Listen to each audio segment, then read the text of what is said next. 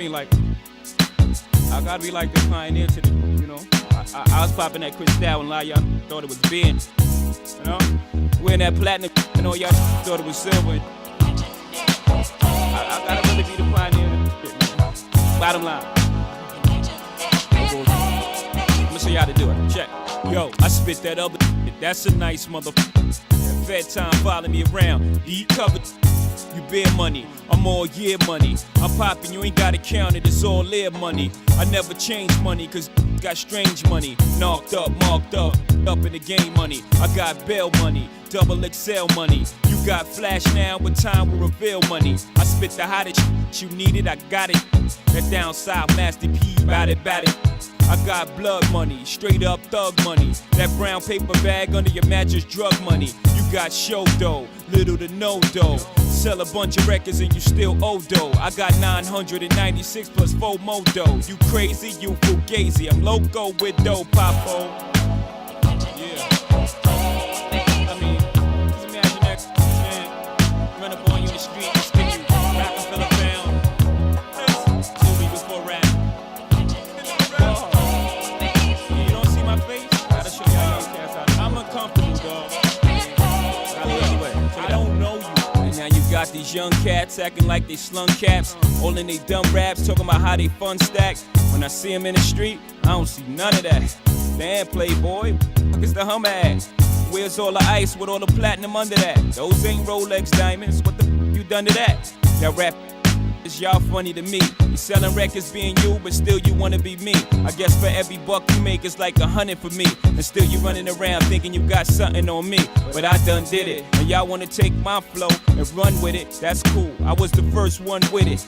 Original, jig is the future flow, digital. Still busting the gap with it's critical, sit it down. I don't want y'all to get it confused, I rip it down. Like I ain't got nothing to lose. Y'all get it down?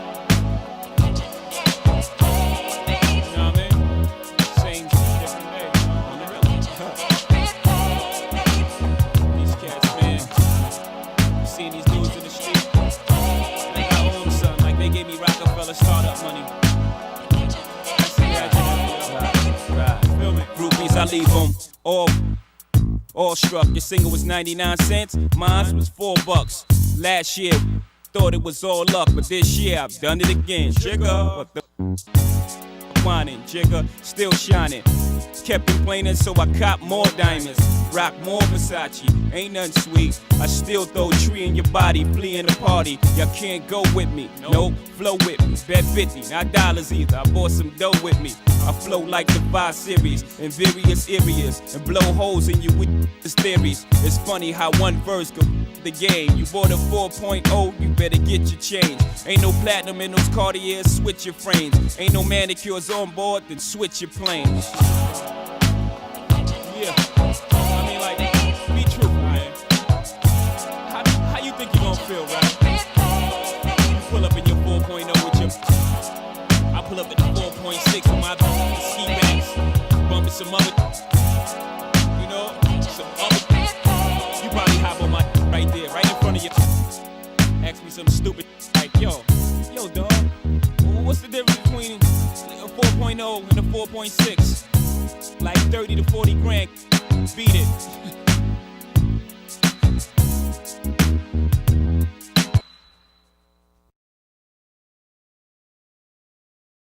Okay. Bye-bye. Man, sorry, y'all. Goodness. Phone calls about your family as soon as you get ready to go on live, man. Like they don't know what I got going on. It's crazy. They don't care. But I care. And I know y'all care. Good morning. Welcome to Midstreet Mondays. I'm your host, John Farmer. On this beautiful Monday, very rigid, cold Monday. My goodness, man. It is cold outside. And my heart is also cold. And I'm sure yours is too, because my goodness. I thought we were ready, y'all. I did. I'm sure y'all did too, and we'll talk about it. I definitely thought we were ready, but we'll get there. Either way, let's give a shout out this morning to the channel members. Some of them might not be listed on here, but I definitely appreciate you guys. Appreciate you joining. The One Carolina, the OCs, the original cats. Shout out to Geraldine Cook, Will Robinson, Richard Bowman, King Jermaine, King Son, Nicole Ivory, J Issue, my man, seeing you in the chat. Miss Douglas, Newbie 324, Dougie 124, Steve Hagler, Graham, and Mint. And I'm sure there's a couple of names that I didn't have a chance to update the list, but I will do that diligently, and you will definitely get your shout out. And much appreciated for you joining the channel. If you want to join the channel, you can join for $1.99 per month, the OCs. As I mentioned, during the regular season, probably not going to be as much like members-only stuff going on, but during the off-season, we definitely going to get into that, because I want to make sure that it's worth your while to tap in and do the $1.99, and so I very much appreciate it. But that being said, man, make sure to smash the like button, hit the subscribe button if you're not subscribed to the channel, bell notification so you never miss a video. And you know what? I'm not going to waste no time, man. They did it. Yeah, they did it to us. They swept us, y'all. Completed the sweep. My goodness. My song choice in the beginning, if you don't know yet, and you'll learn this, the ones who are here, my regulars, J Issue, Nicole, Steve-O, I'm sure you know. Steve-O was, man, he had the chat lit before I even went on this morning. My boy was going crazy. But every song that I have that I play at the beginning of Mint Street Mondays there's a reason behind it, right? There's a reason for the songs, right? And the last time we played the Saints, I led with Kanye West's I Wonder from the Graduation album, which is a fantastic album. One of the best hip-hop albums ever made, in my opinion. And it was just me asking a question. You know what I'm saying? I wonder if you know. Do you really know what it means? I heard so much about rivalries and whether or not the Saints and the Panthers were a rivalry or the Falcons and, was a rivalry. And it's like, well, that's interesting. I mean, there's a lot that we can pull from that would suggest that this still does exist, right? I mean, I know we're not as storied, when you look back historically and, as like Duke and Carolina or Carolina, South Carolina and Clemson or USC and, whoever, or even tonight, the Dolphins and the Pittsburgh Steelers. That's a rivalry that, dates back from years ago.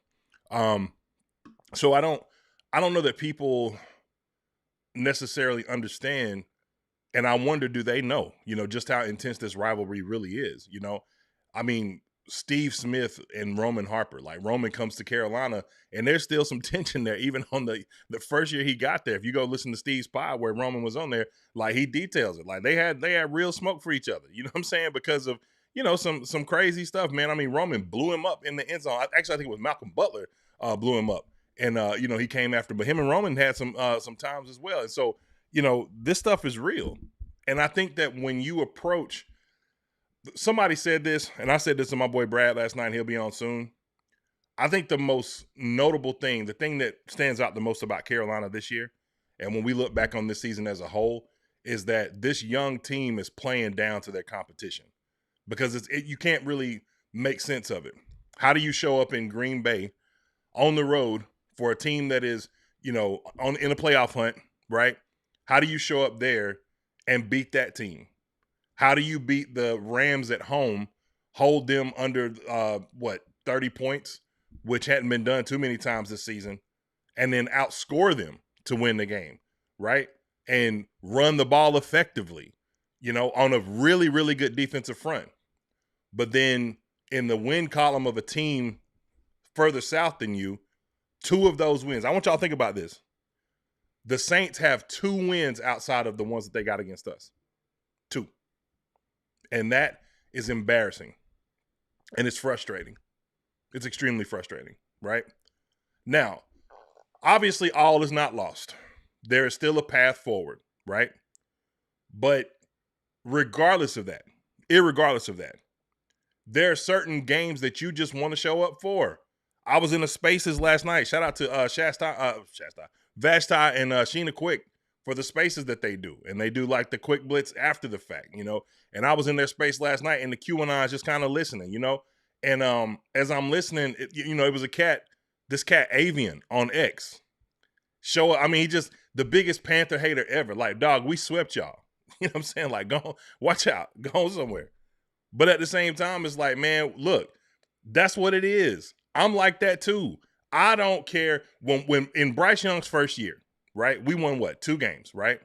One of those 2 games was a game-winning drive to start something that became a pattern for him in the rain at home against Atlanta. I think the score ended up being 10-9 or something like that.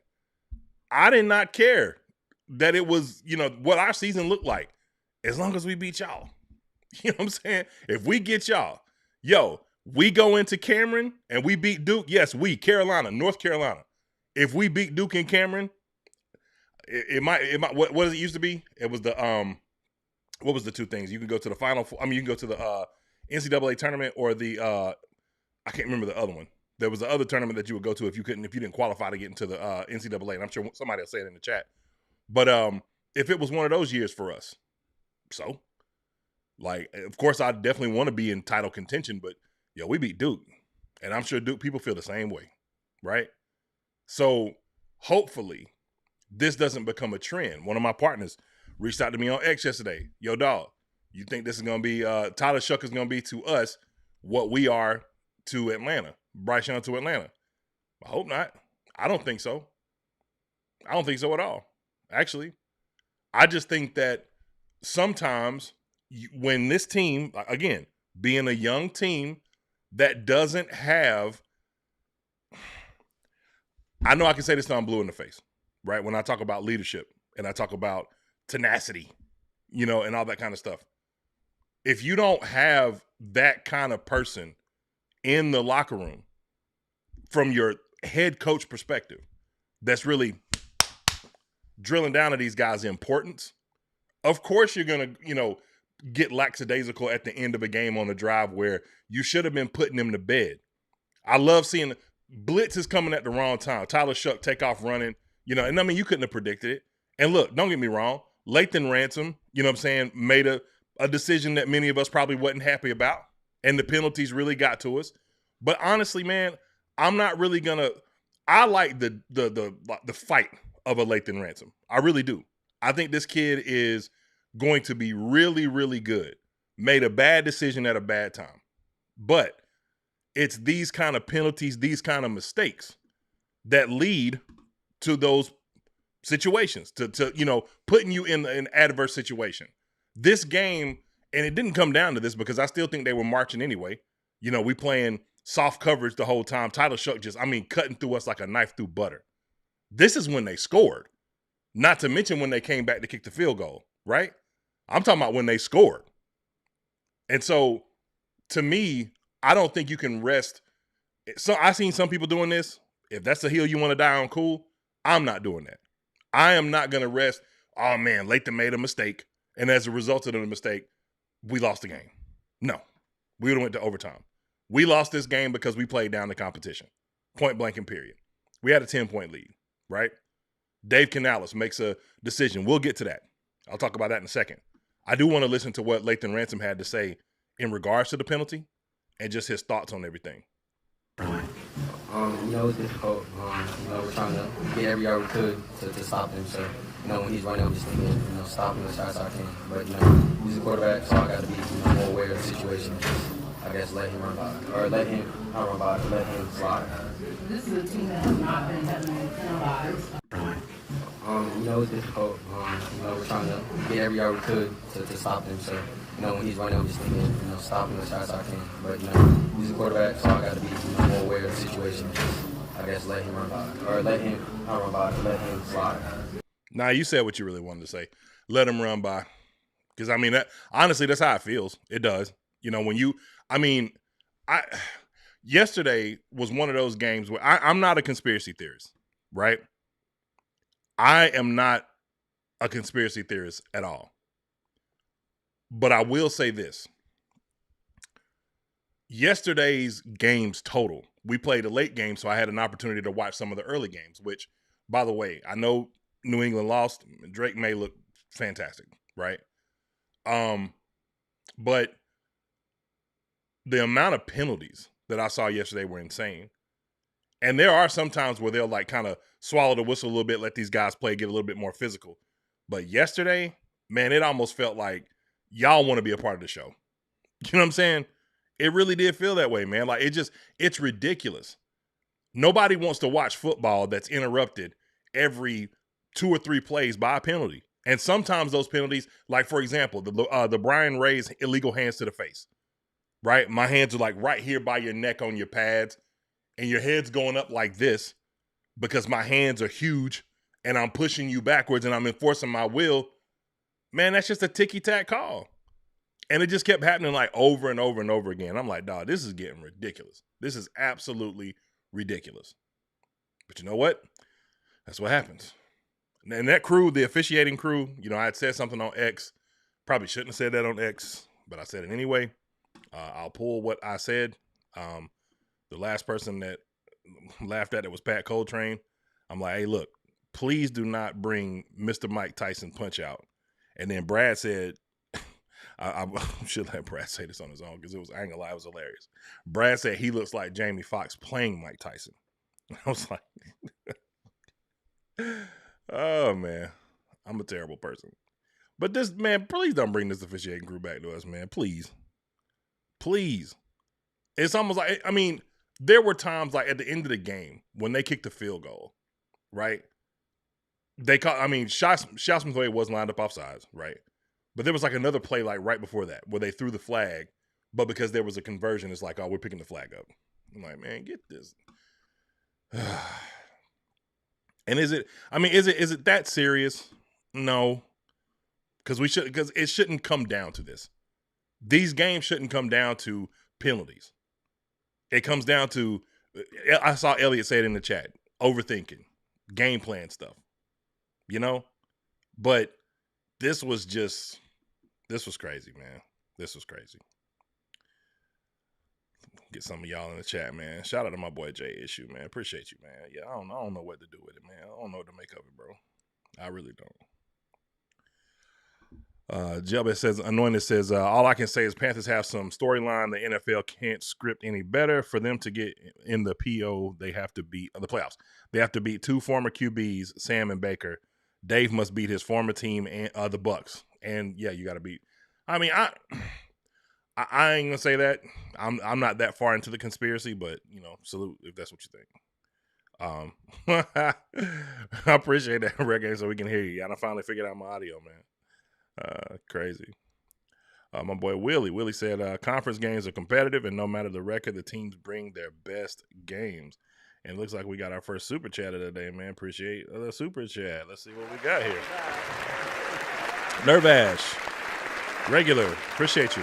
Nervash said this mess when they are underdogs and winning and losing when they are favorites is so frustrating, man. It's too prevalent of a trend to ignore. I couldn't agree more. Could not agree more. It is the antithesis, if I said that word correctly, of a young team. This is what young teams do. Young teams, you could see it for yourself. You could tell up 17-10, they got a drive to go. It's only like, 4 or 5 minutes left in the fourth quarter, and they kind of mail it in defensively, right?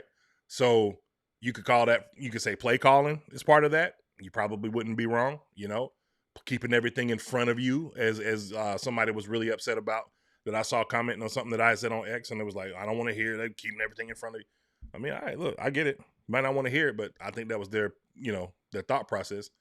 Keep them to 3. Hold them to 3.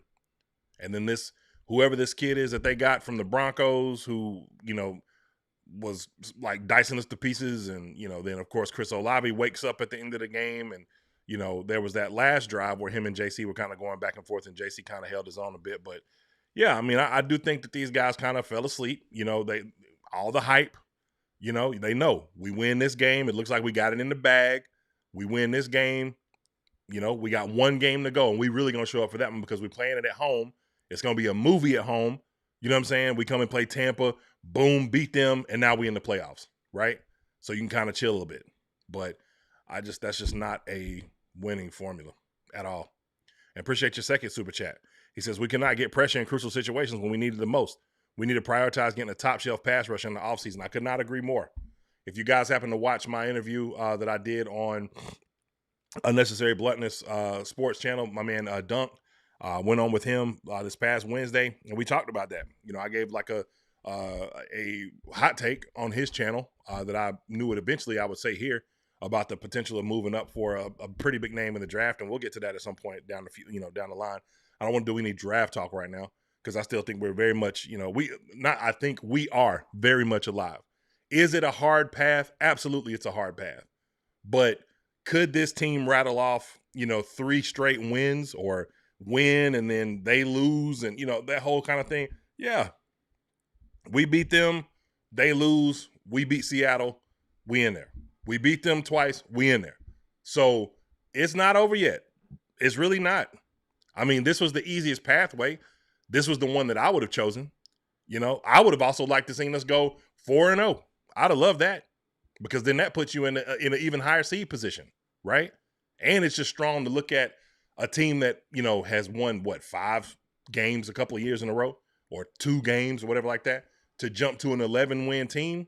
Impressive. It would have been really impressive. So, yeah, I mean, this was the path that I would have liked, but it ain't over. It is not over, to say the least. I appreciate y'all joining me. Mint Street Mondays. Make sure to hit that like button, subscribe button, and bell notification. Only streaming on YouTube today. 23 likes on YouTube. Make sure to smash that like button for me. It is free. If you want to join the channel and support the channel, you can support us by joining the OCs, the original cats, for $1.99 per month. Shout out to my man Elliot Brooks. He says, we sticking with Evgero Vero, and should we be sticking with the 3-4? We'll talk about it. I'll wait till my boy Brad gets on and we'll talk about that a little bit more. And then, let's see, you can't just want to listen, or respond to this one more comment. It says, you can't commit to playing a ball-controlled defensive game and then lose the time of possession and not play defense. That's a very, very interesting point. So that brings me to my next point, the game plan. I got to tell you personally, and I know many would probably disagree with this, I personally didn't have a huge problem with the game plan because I think that Dave kind of saw what happened last time. And I also think that he looked at what happened with San Francisco versus what happened with LA, and he committed to the run as much as he could anyway. Rico Dowdle had 16 carries. Chuba Hubbard had 8 carries, 49, and 29 yards respectively. Rico with a touchdown, 3.1 average. Chuba with a 3.6 average. The thing that I think is important, though, if you're Dave Canales, when you're doing, especially in real time, there's so many different, like, we can look back retrospectively and say, like, oh, man, he should have did this, he should have did that. But in real time, I saw a really interesting clip of him talking to, and look, I got to say this, and I don't care who's watching, because I say this all the time. I love that Dave Canales gives us as much information as we seek to learn. Some information that we probably shouldn't even have or shouldn't even know. But the thing I don't like, and I'm cool with the content piece, and I know this might mess up my political connects, but y'all know how we do it over here. Ain't nothing about me gonna say something that I don't want to say because I ain't connected like that. So I'm gonna say what I gotta say. Personally, I like the fact that we get the information as consumers, but as a coach, I don't want to sit down and talk to these dudes every week. Why do I have to? Win or loss. And a lot of losses, I got to go sit and explain myself. Ask Bill to do that and see what he tell you. Either Bill, Parcells, or Belichick. Are you kidding? What about Harbaugh? I ain't trying to talk to y'all. I'm going to game plan. If you want to know what you want to know, find out in the press conferences. Outside of that, I'm cool. But, hey, when they do talk, at least we get these good nuggets. And to me, this was very interesting. This is a really cool answer, as highlighted by Josh Norris from Underdog Fantasy. Shout out to Josh. The Panther talk, him sitting down and giving up something that he talked about on the tendencies of play calling during a bye week. When it comes to tendencies, what's the fine line between, well, we don't want to give away too much when we're in this, teams know that we're doing this, versus, hey, when we use this personnel group or this formation, it works, we're successful, why change? Like, when you self-scout, what's the balance there? Yeah, the most important part is just awareness of the tendencies. And Pete taught me this. Coach Carroll taught me this. He said tendencies are fine as long as you know you have them. There's going to be different situations where you're going to be 70+% run in this situation, but then you try to cash in on those opportunities to throw a play action pass or to do something like that because you're aware of that. The other team is aware of it, and they're gonna try to do things to offset and mitigate what you're doing. And so it's just the awareness of it. When we're in these personnels, this is what our percentage is, so we have to protect it with things that look like this. And then it does offer opportunities to say if you have something outside of the norm, they're not necessarily going to be preparing for that. So again, just going back to it's just important that we have those conversations. Eric Eager does a great job with our analytics department. And we have a meeting every Monday to look at, okay, what did we do in this past game? What have we looked like in the last couple of games? What might be some good things to kind of offset or protect things that we're doing? Just having that awareness. See, you got to be careful sometimes of what you say out loud because then your own words can get used against you. All right. I don't have this clip in front of me, but I'm going to paraphrase because I'm sure y'all saw this as well. When the whole conversation was going back and forth about Rico Dowdle and Chuba Hubbard, and now we're looking at things through a vacuum because you've kind of found your formula that works best for you, right? Your response to that was, well, Chuba does a good job of doing this, and this as far as like seeing gaps, hitting certain gaps, all that kind of stuff. And Rico is my power guy, right? Your words. He's more of a power runner. Well, if that's the case on a 4th and 1 in a critical point in the game, why is Chuba Hubbard the guy you hand the ball off to on the 4th down? Now, I understood it when it came to there was another 4th down where Chuba Hubbard picked up a first down. A little bit different situation. Why? Because Chuba Hubbard, they ran sort of like a fullback dive. So they had the 22 personnel situation going on, and you hand it off to Chuba because it makes more sense in that moment, right? Because if you're gonna run in that moment, you're looking for the back. You're not looking for the fullback, or you're looking for the quarterback. And I know that's another point people are upset about, right? Hey, why not QB sneak right there? Robert Griffin said it in the broadcast, which please don't let Robert Griffin call another game for us. But he said it in the broadcast. Right here, you want to go quarterback sneak. I'm surprised they didn't go play action. That seems to have been working a lot lately, right? And it looks to me like you probably would have got it off in that moment. Or the more important thing is you're up 17-10. Take the points. Take the 3. I like being aggressive. Don't get me wrong. I think your aggression is what got you to 7 wins, right? I saw somebody say in the chat earlier, we're not that good of a team. I disagree. You don't get to 7 wins in the NFL being a bad team, especially the team. You got it the hard way. You had to beat Dallas. You had to beat Green Bay. You had to beat the Rams. You had to beat the Dolphins. The Dolphins have won 4 straight games going into this Pittsburgh game tonight. So, yeah, you might have caught them at the right time, but you were still down 17-0. These aggressive play calls, and, you're a good football team. You're just learning. And there's some things that you need to shore up, for sure, right? But more importantly, is just understand, situationally, I got to understand. If my analytics are telling me, hey, I got a power back that's picking up, I don't know, on average this year, 6 yards a carry, 5 point, whatever yards a carry, that's the guy that's getting the ball in that moment. I'm not handing it to the little guy. Why would I do that? Or I'm going play action because I don't trust my quarterback sneaking because he's prone to fumble if somebody hits the ball too hard. We've seen that happen, which not for nothing, it could have got real ugly on that Chase Young sack at the end of the game on that last drive, right? But, hey, salute to Bryce for holding on to the ball anyway. But I just think these are things that you'll get better with as time goes along, maybe, or maybe you won't. But I don't think it reaches to a proportion of Dave Canales. I don't even think this conversation should be had right now. I understand people are frustrated. This was a Zach Roberts article on Carolina Panthers SI. And this was, again, this was right after you spend all your time doing stats, research, data, all this other kind of stuff to write your articles. And you see a team that for the first time, you're like, wait a minute. We got a chance. Thursday, the Atlanta Falcons lost. We got a chance. The Bucks also, we really got a chance. So yeah, the emotion was high. If I would have went live yesterday, I probably would have said some stuff that I'd have came in this morning like, yeah, maybe I shouldn't have been that crazy about it. So I get it. But do I think that Dave Canales should be on anybody's hot seat? Hell no. Not at all. Not even a little bit. Because if you blow this thing up and start over, who are you going to get? There's some other jobs out there that are attractive, but who are the candidates? Who are the coordinators?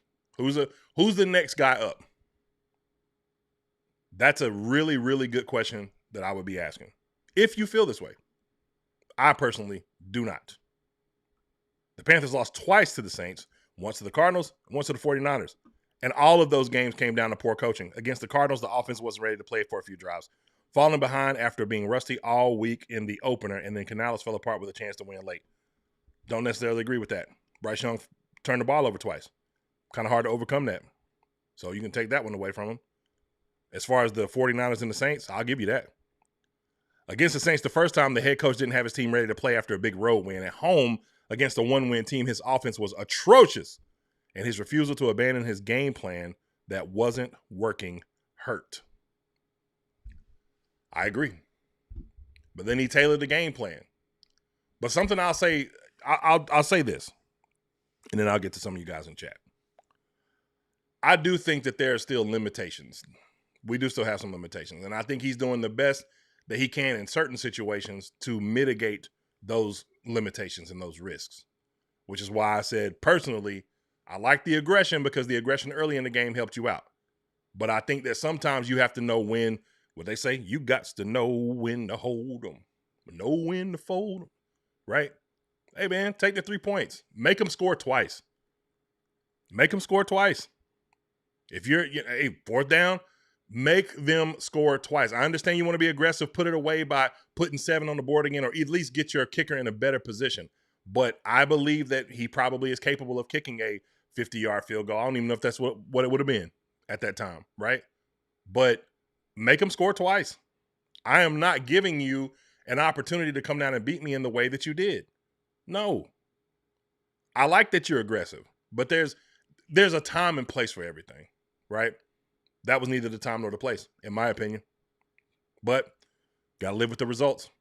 Again, do I think that the Saints are that much better of a team than us than the way they played us the last 2 times? Of course not. Of course not. But you got players on that team that know this team very well. You got players on that team. Hey, look, anybody ever seen that movie Central Intelligence with The Rock and Kevin Hart? Funny movie. One of my favorite movies. I know y'all, man, that's your favorite movie? That's what gets it done? Yeah. But there was a moment when The Rock goes to Jason Bateman's office, who's this, jerk that threw him out there when he was butt naked, embarrassed him in front of the entire school. And there was a moment where he thought like, man, this guy really is sincere. He really do rock with us. Hey, Cam Jordan. Oh, man, look, I like what Bryce out there doing, man. Like, Bryce look good, bro. All that hype stuff. Yeah, man, talking to Cam Newton. He struggled a little bit, man, but he going to be all right, man. We seen some flashes, even though he only beat y'all once in 3 years. You know what I'm saying? Like, it's like, yeah, he's straight. And then what did he do on the sideline yesterday? And Ick had to come to the rescue. Jason Bateman tell The Rock, you really thought I was sorry? Man, that was one of the best pranks ever. And he look in the mirror and see his reflection. And all this working out, compensating for who you were or who you used to be, show back up. And you look and see your reflection and you still the fat dude that you was before. Yeah. It's real in the field. It don't matter that these guys only won 2 games. You got people on that other side of that field, on that other 11, that's playing you. They know you. And the you that they know has always been the chump in this division. Are you crazy? Big one with the cape ain't coming out here to save y'all. It ain't happening. So 59 ain't coming out here to save y'all. We know the real y'all now. So, yeah, this whole thing about y'all winning division, that's cute. But we always look at y'all as food. And that's why when I heard that, look, no disrespect to nobody that was having this dialogue. I do not want to hear that crap again. Personally, this whole thing about no rivalries. Are you nuts? Because some of the stuff that they talk about, the Cams, the DeMario, all these dudes and the things that they talk about, that's going to carry over to the new generation. That's the Brian Brzee. They're going to be looking at it like that. You know what I'm saying? Who of us is looking at it like that? I can tell you who was. The dude that when the quarterback took off running, tried to kill him. That's who. So, yeah. Ick on the sideline, still jawing at him when they walking on the field. Cam Jordan trying to laugh it off. Nah, these ain't no games, dog. I know it got blew up a couple of times yesterday. He's gonna get a bag. You're not gonna find a better left tackle option than Ick in free agency. You're not gonna find a better that'll be worth his salt and paying anyway. So nah, he a Panther. But yeah, nah. No.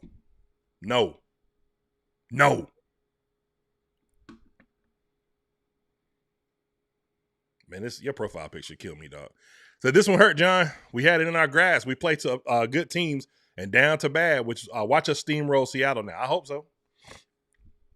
so. We got to get 2. We still got to wait. It's still a path. I'm telling you, Tampa is falling apart. They are falling apart before our eyes. But that should not. I hope that they don't even look at it that way. I hope they look at Tampa as Goliath.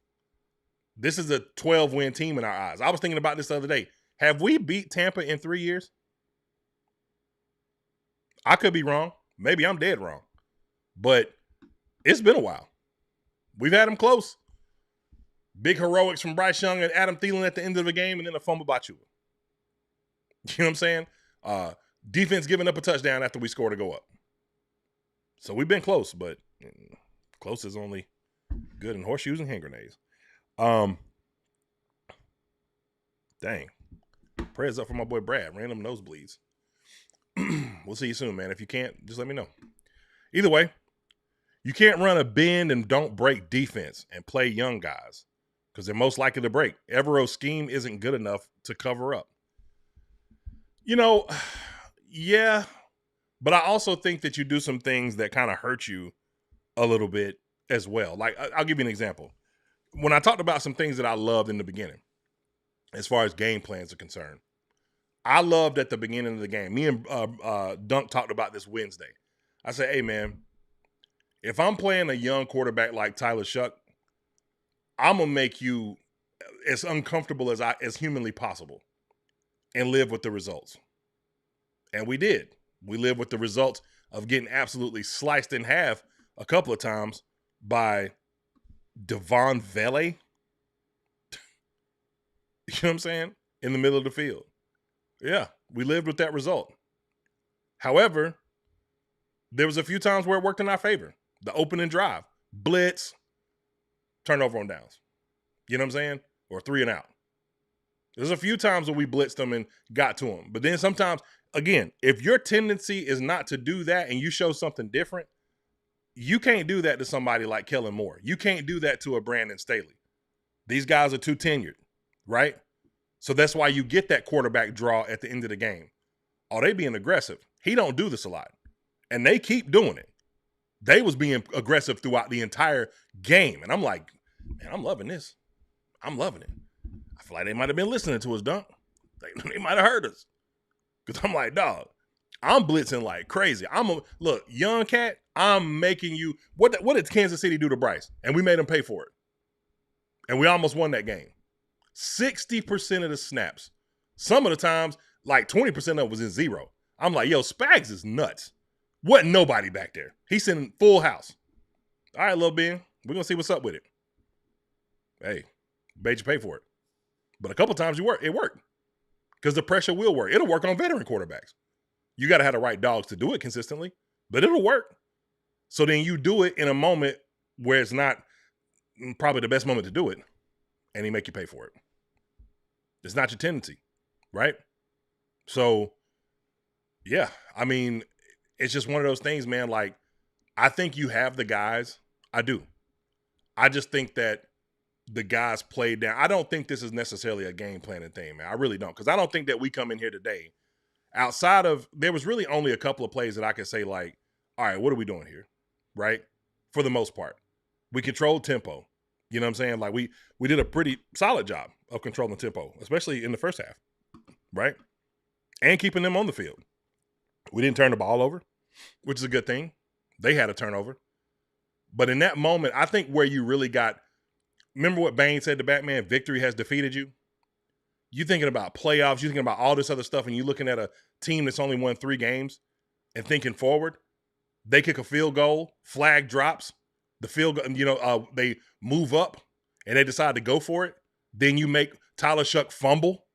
Tyler Shuck fumbles, and then you jump on the fumble, and you're still up 17-10, it's like, yo, it's a wrap. We got him. That's what I was saying. I was like, we in there, bro. We in there. It's a wrap. Nope. It's not a wrap. For us. Sweep. I hate that they can even hang their hat on that. I don't like it. Because like I said, it builds into the narrative. Now, one of the narratives was how poorly Bryce Young would play inside that building. I love the throw to Jalen Coker. Loved it. I love the scramble throw to Teteroa McMillan. But I do have a question. Why does T-Mac only have 2 targets? T-Mac probably going to win Rookie of the Year. Why does he have 2 targets? Interesting. There was a Tommy Turnbull play. I didn't like this one. Robert Griffin pointed this one out. Tommy Turnbull lined up in the slot, runs a crossing route or a dig, or whatever you want to call it, right? It's like, that's not really your route. And you could say like, oh, well, Bryce overthrew him. Well, sometimes you have to. I watched a throw yesterday. Drake made to Mac Hollins. Mac Hollins climbing the ladder, right? Incredible catch. Got to throw it a little bit away from your guy so I don't give him a chance to make a play on the ball. But then I need your athleticism, that freak athleticism that you have, to make up for it. Why is Tommy Trimble the choice in that moment? You know what I'm saying? I mean, hey, granted, maybe that was your read. Maybe he was the one that kind of won off the line of scrimmage and he looked open. But do we really expect Tommy Trimble to climb any ladders? He'll try. You better believe it. Tommy Trimble get the ball in his hands. He is going to try to jump over you every time. But, yeah, nah. No. Nope. So, yeah, personnel stuff. I think you got some questions to answer there. I would also even ask this, because Xavier Legette made a, pretty heroic catch. I just feel like there's things that he can do well that maybe he's just not getting a lot of opportunities to. Maybe it's happening in the game and I don't pay enough attention to it. But, like, I see him with the same type of, like, seeing Xavier Legette catch a ball in the flat, to me, is insane. Because every time I see it, he looked like a brick wall falling down. You know what I'm saying? You ever seen Mason guys pushing down brick walls when they're tearing down, one part of a house or, making an extension or anything like that, and it falls slow as dirt? It's like he get blew up and be falling forever. You know what I'm saying? And it's like, to me, that's a moment where, in my opinion, I don't think that he should be in that position. That's where that's why you have a Horn and, and even, hey, look, not for nothing, for this underneath stuff, that's where you have a Hunter Renfrow. But I do think one of the things that they are struggling with, there is, in my opinion, a such thing as having a luxury of too many things, right? I do think that there is a struggle with trying to find roles for everybody in this offense. And as much as the running back room is going to be a really, really interesting debate and dialogue up until the point where they make a decision going into free agency and in the draft, as far as who they're going to pay, who they're going to keep, because you can't keep them all. You cannot keep Chuba Hubbard on a 4-year deal with 3 left, and you cannot have Rico Dowdle, who's going to get a bag from us or somebody else. And I said it on, Dunk asked me, he said, hey, we keeping Rico? I want to add context to it because he wouldn't allow it. He said it's a yes or no question, right? So I just gave the no. Said no. No. And the reason I say that is not because I don't want to, because I want to badly. But how do you justify it? If you got Brooks coming back, you drafted ETN, you got a 4-year, $40 million running back already, and you're going to pay him too? Because guess what? You got to pay Jalen Coker as well. That's the other interesting conversation. One that we don't really think about that much. Yeah. He's going to be hot as fish grease on the open market if he makes it there. So what are you doing in that situation? Are we keeping everybody? We running with the same crew as, next year? I don't think so. I don't think so. That's just me. So appreciate y'all joining me on Mint Street Mondays. Make sure to smash that like button, subscribe button, and bell notification so you never miss a video. If you want to join the channel, consider joining the channel for $1.99 per month, and we appreciate that. I'm going to add in our host with the most, my man, Brad. Give me 1 second, Brad. Add you in. I'm going to have a better way of doing this moving forward, because there has to be a better way to do this. But shout out to my boy Brad, man. Gotta be a better way. Gotta be a better way. Welcome to the channel, brother. How you doing this morning? Making it, brother. There's a lot to talk about, man. Yes. They had us. We were in first place for 3 days, and it was great. And now we are, as you said yesterday, on a much more difficult path now. From not taking the points, the analytics guys, to bend but don't break, prevent defense when you're up 7, to, as the announcer so eloquently put it, there were enough flags on the field that it was looking like the new United Nations. Yes. To Robert Griffith III, being as annoying as he was as a Redskins quarterback, it was just a terrible, terrible, terrible day yesterday. Yes, it was. I want to acknowledge something that Nazato said in the chat. He said Kirk told Baker, go win the South. I don't know if y'all seen that. I mean, there's so much I could say that I'm not going to say, so I'm going to leave it alone. So, yeah, whatever. Anyway. All right, Brad. So let me ask you a question, man. I talked about this earlier. We'll kind of circle back to, one of the topics or another topic that I had that we were talking about. Penalties. 11 penalties totaling 103 yards. Do you think that was the story of the game? Well, as you remember yesterday, I texted you towards the end of the third quarter. This game reminded me of 2007 when we played the Minnesota Vikings.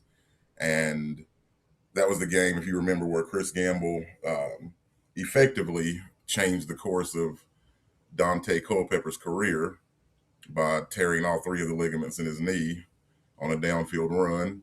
But in that game, it was just tons of penalties. It was penalty, and then it was the announcers. They just want to go to the telestrator every 3 seconds and go over plays. It was real clunky. And I just got into that mindset and remembered that game. And I remember I texted you. I was like, man, we just need to get out of here with a win. Like, we just got to get out. Like, it's one of those games. Things have changed. When it's 11 penalties like that, I mean, you can't deny, but it's supposed to be taboo. You're not supposed to say the refs got us or the refs did this or the NFL has this. I mean, I put on my conspiracy hat and it's like, oh yeah, well, it would look better for the to be determined time on the schedule game at the end of the year to be a winner take all game where it could be on Sunday night or Monday and everyone would be excited, even though it's the NFC South. Like, most of these divisions, most of these playoff spots are pretty much determined. You know, the Bears and the Packers, that's pretty much going to be determined on Sunday. 2 weeks left. A lot of these conferences, things are wrapped up. I mean, the Chiefs aren't in the playoffs for the first time in 10 years. And that will be compelling television. But again, these are all taboo subjects we're not supposed to discuss. But yeah, it was a huge imprint on the game. Specifically, I've seen in my lifetime 3 penalties picked up for a quarterback sliding late. Yesterday he slid late. I don't know what kind of defense Avero was running where you put 2 defensive ends in the 5 technique outside the tackle or the 7 technique outside the tackles and leave the middle wide open. But they did that. He took off. Ransom hit him, give him another 15 yards, put him in, field goal range. But when I was saying we just needed to get out of there, like, you got to take the points, man. These analytics guys, I understand what the math says, but that's a very makeable 45 to 47-yard field goal. We go up 10. And like you said, when you responded towards the end of the game, if we make that decision and we go up 10, then it's a whole different game. Even if he's at home, it's still a rookie quarterback, and he's down 10 with less than 10 minutes to go. And it's just a different ball game. It is. It's a different ball game. We're having a different conversation. You know, I had played this clip from earlier about Dave Canales talking about the importance of things that they look at and the tendencies that they look at of their team and others. And I'm going to bring up something that you just mentioned a second ago after we listen to this. When it comes to tendencies, what's the fine line between, well, we don't want to give away too much when we're in this, teams know that we're doing this, versus, hey, when we use this personnel group or this formation, it works, we're successful, why change? Like, when you self-scout, what's the balance there? Yeah, the most important part is just awareness of the tendencies. And Pete taught me this, Coach Carroll taught me this. He said, tendencies are fine as long as you know you have them. There's going to be different situations where you're going to be 70+% run in this situation, but then you try to cash in on those opportunities to throw a play action pass or to do something like that because you're aware of that. The other team is aware of it, and they're gonna try to do things to offset and mitigate what you're doing. And so it's just the awareness of it. When we're in these personnels, this is what our percentage is, so we have to protect it with things that look like this. And then it does offer opportunities to say if you have something outside of the norm, they're not necessarily going to be preparing for that. So again, just going back to it's just important that we have those conversations. Eric Eager does a great job with our analytics department, and we have a meeting every Monday to look at, okay, what did we do in this past game? What have we looked like in the last couple of games? What might be some good things to kind of offset or protect things that we're doing? Just having that awareness. I think it's important to have people that kind of help you to see things. But I also think that real-time analytics and analysis in the moment, this is where I believe there was a huge conversation going on X last night in Sheena and Vashti's spaces on X, on the quick blitz space. And one of the things that people were talking about, and you and I kind of had a little bit of a back and forth on this, Brad, about him giving up play calling, right? In the moment, because of when you're seeing something like, okay, he said something that I thought was actually pretty cool there because you can see it in real time when he's done it in other situations. The 2 4th down passes that Bryce Young threw, you're seeing opportunities because of an aggressive defense. So you get a touchdown to Jalen Coker, you get a touchdown to Tedero McMillan, right? Well, yesterday, you see the same thing. The problem is that he doesn't change the tendency, and sometimes the personnel will look different when you do it. So who converted the 4th down run yesterday? Chuba Hubbard. But again, as I mentioned to you, it was Chuba in sort of it looked like a fullback dive because that's where he was lined up in kind of that H-back fullback spot, right? It was much different when he tried to convert in your own territory up 7 points because it looked even the way that the play looked completely different when you handed off to Chuba in that moment. That's where, to me, Rico should have been the guy because your formation doesn't even look the same. You know what I'm saying? And so that's where someone who's intent, focused, not focused on the stuff going on with the team, not focused on talking to this position group, not focused on talking to these people. I am looking 100% at the game. Hey, I see something. Dave, I see something. Wait a minute. Let's try this. Okay. Hey, if it wins, it's you. If it fails, it's you. But I'm giving it to you to make the decision, right? It's those little small moments where I say that's why I think he should give up play calling because it's too much. It's too much on one person. Will he get better at it? Yes, he will get better at it. But unfortunately, your playoff hopes are resting in real time on someone who is figuring this out in real time. And unfortunately also is that, hey, if you got this far doing what you do, somebody said we're a bad team. You're not a bad team. You beat like top seeds in this NFC. You are not a bad team. You just make bad decisions. Well, my big thing is, and I'm looking at the Eagles' struggles this year. Now, you can't, I mean, they want to fire Nick Sirianni every year. But the thing is, Nick Sirianni is an offensive guy. So when I look at the fact that the Eagles' offense is struggling because they lost their, play caller from last year, which is an issue that head coaches who, don't do one particular thing, kind of fall into, especially on offense. And it's, been a big reasoning behind everyone hiring these young offensive coordinators. I can understand if I'm that kind of guy because I want my fingerprints on it. I want to call the plays I want to call. And in those kind of situations, because everyone now is asking, like, Sirianni, you're an offensive guy. why don't you take over play calling? You see how they're mismanaging Jalen Hurts. They're trying to make him play like a young Aaron Rodgers, and he's just not that kind of player. You know what I mean?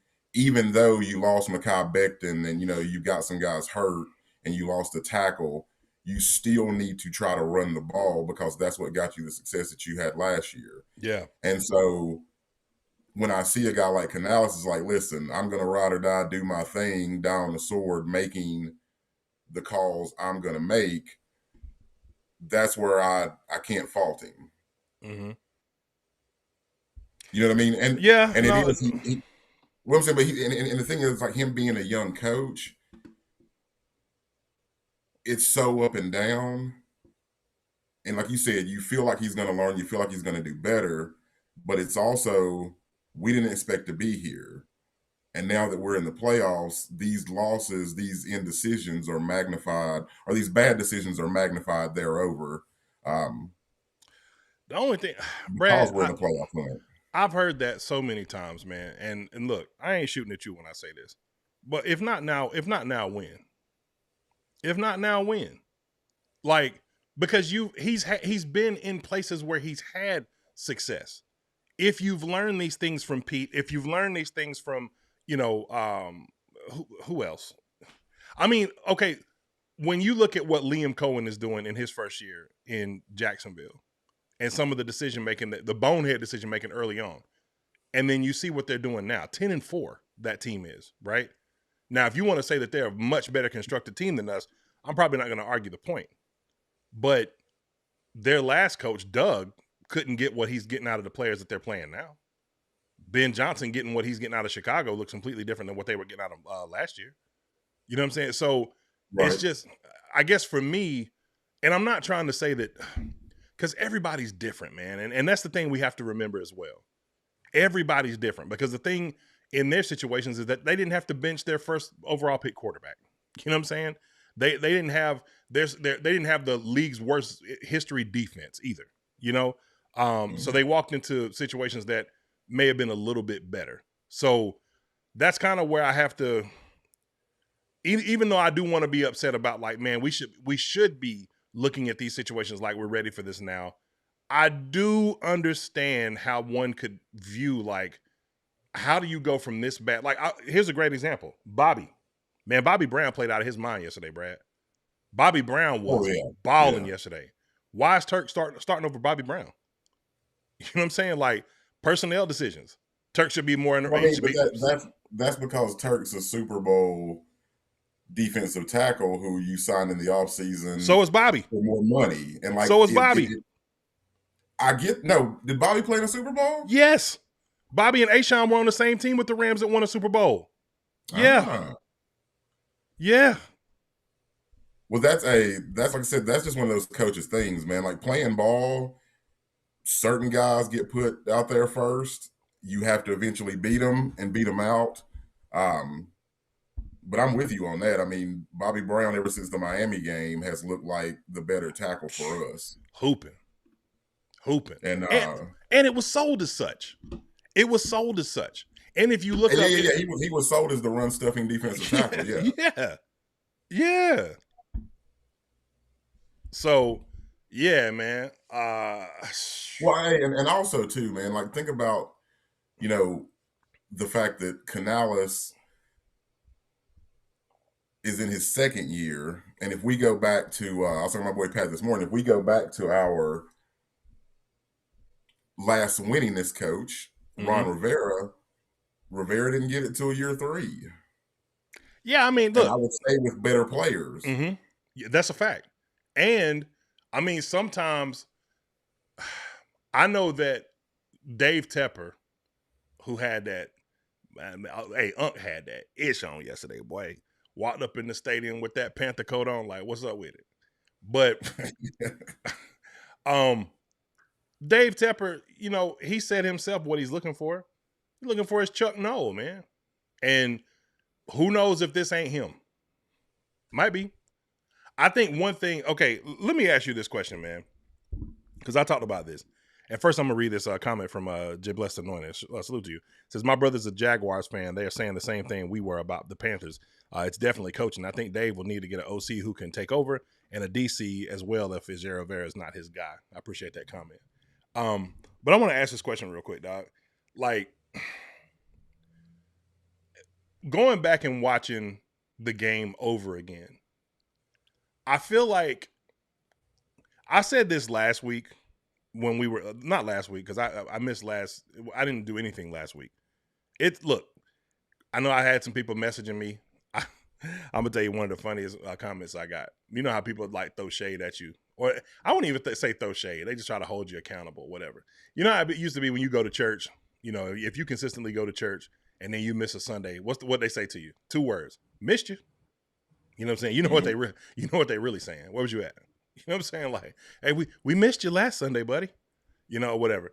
And so kind of got that same thing. Went over to Dunk's channel. You know what I'm saying? Had a good time over there.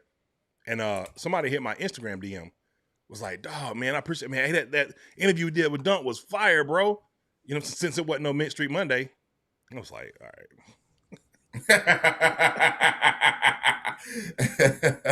yeah. The backhandedness of it all. Exactly. I was like, I appreciate y'all rocking with me. I'm glad that y'all was wanting it, man. That's huge. Pause. But all right. Point being made. When I was watching the game yesterday, like I watched the replay of it, and it just feels to me, and we talked about this on the last show, Brad. It feels to me like they're trying. It's almost like they're trying too hard to get XL working to this game plan, right? And we saw just a little, kind of little switch release play for Jimmy Horn yesterday. Picks up 7 yards, picks up a first down. For anything underneath, to me, you've got 2 guys on this roster that will work well for your underneath throws. One of them is inactive in Hunter Renfrow. The other one is Horn, in my opinion, because he's just faster, shiftier, gives you more opportunities to open in the middle of the field. And it's like you got a couple of guys that all do sort of the same thing, and the one that's having the hardest time finding his way is XL. And to me, that's just personnel malpractice, in my opinion. What do you think to that? What do you say to that? Well, I feel like yesterday there was more of a heavier rotation. There were a big number of plays where XL was out, Jimmy was in, or Bryson Tremaine was in. There was a good rotation of XL, T-Mac, and Coker, working in the slot to the outside. I personally, I don't see that they're trying to force him the ball. I just feel like we're spreading the mustard as, whoever's open gets the ball. Mm-hmm. And the rotation of the receivers is becoming a thing that's more and more evident as we go on in the season. Like, I feel like guys are getting more snaps. But, as a again, we talk about, Canales calling the plays and Izzik and the, coordination of the offense. When you're rotating all these different guys, you're still trying to hit certain receivers. So, going to a specific player on a specific play, a lot of times you have your reads. Like, this is your first read. And can you really, look back yesterday and see a time where it seemed like XL was his first read? No. Outside of last year, no. So, I wouldn't say that they're trying to force him the ball. I wouldn't say they're trying to force him the ball. I think what I'm saying more is that they're trying to find opportunities for him. That's what they're forcing. Like, they're lining him up in places and positions. Like, there's no reason that in my opinion, somebody said it in the chat. They would love to see XL run slants and and run mesh routes underneath and stuff like that. We don't see the slants too much, and I think that's for good reason, because the few times that we have seen the slant from XL and he's got blown up, either the ball came out or he ended up, on borderline on the cart. So I think that yeah, they saw that and was just like, let's not put him in that kind of, weird position. Even though XL with a slant and a step can probably be a house call. How do I know that? He did it at FanFest. Now I get it; they're playing in shorts and draws, but the point is like that's kind of what he does. That's what you drafted him for anyway. For those kind of routes, that's where the big plays came from. Yeah, In his tape from draft night, and working outside the numbers. Mark said it in the chat. XL is not a slot guy; he's a field stretcher. That's a fact. Working outside the numbers, run a slant, run a mesh route. It's pretty simple. I think that he could probably have some success in other places because it's like, if you don't do that kind of stuff, then, there's really not a lot left for you. Could you develop? I think the contrary, because someone has to run off the coverage. If you don't have someone running those routes, like yesterday he ran a comeback route and that drew the safety help. And on Coker's double move, it was him one-on-one with the corner. The route, and like I said, this is not, it ended up being a positive play because I seen someone talking about him falling down on every catch. They said yesterday, if that ball could have been put out in front, that'd have been a house call. The one where Bryce hit him with the moon ball. Mm-hmm. But that was great on Bryce just because of the pressure for him just to get the ball out. Yeah. And then just to see that. So it ended up being a positive gain. I just think that as far as the 4 years we have the kid for, plus the other option, I would just, I'm one of those people like, I think it's too early to call. There are some people on message boards calling the kid a bust already. I don't know if I go that far. Oh, not at all. Yeah. But I understand where there are times, and I think, me and you have come to that agreement where with Bryce, this is not like an ideal situation. Like he's the kind of guy that would benefit more from like a Justin Herbert, someone with like a Super Bowl. I wouldn't say a Super Bowl, but with someone with like a super talented arm. Mm-hmm. You know what I mean? That could hit him after he outruns the coverage over the top.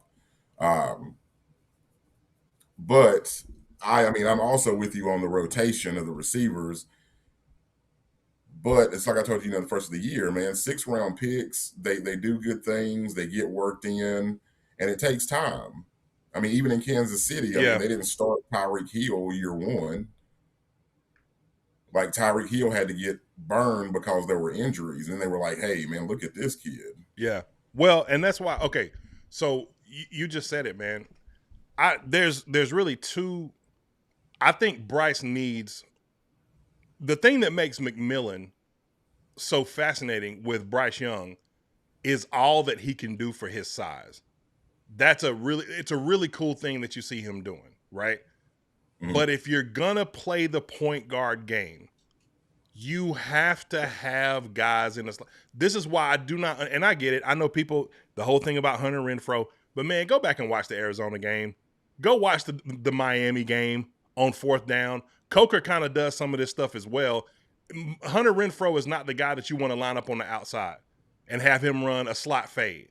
You know what I'm saying? Like that is 100% going to be, or from the slot, a slot fade, or the outside of, a 9 route or anything like that. But in the slot, stick route, something underneath, crosser, mesh, you know what I'm saying? Curl flat.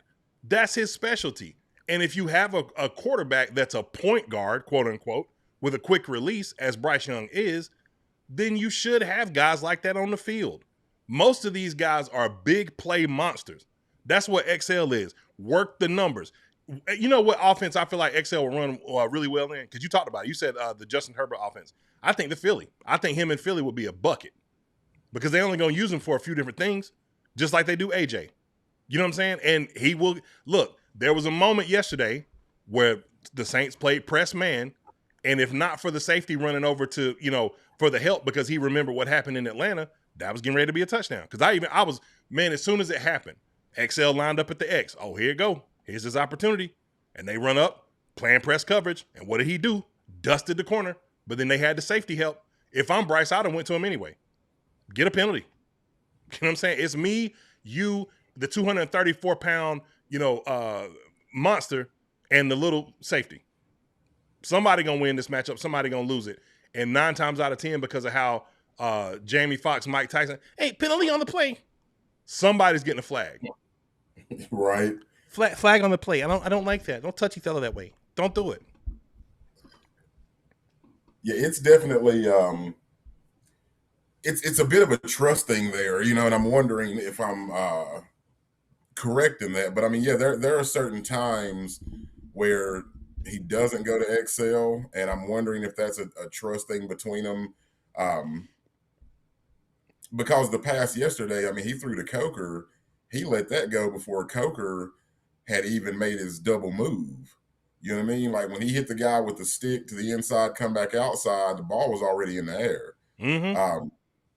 And you see Isn't that that sometimes crazy, man? Excel. God, But I get it. That play was beautiful. I mean, I get it, man. I mean, he hit XL over the top a couple times last year for drops. He hit XL over the top in the Saints game last year, and the guy took the ball off his shoulder. Hey, all right. I'm just going to say it. Can I just be bold for a minute? Bold take. Mm-hmm. I'll clip this and put it wherever y'all want to see it. He will not be on the roster next year. I'll say it. There you go. I said it. I know people are going to be like, man, you crazy. Am I? Adonai Mitchell got picked in around the same time he did. He ain't with the Colts no more. I mean, with the Colts anymore. He with the Jets. It ain't that crazy. I think he is this. I really believe this kid can be a really good receiver. I just don't think he works with, unless you're telling me that you're going to switch your quarterback and potentially your offense. He don't work with what you're trying to do because you got too many of the same thing.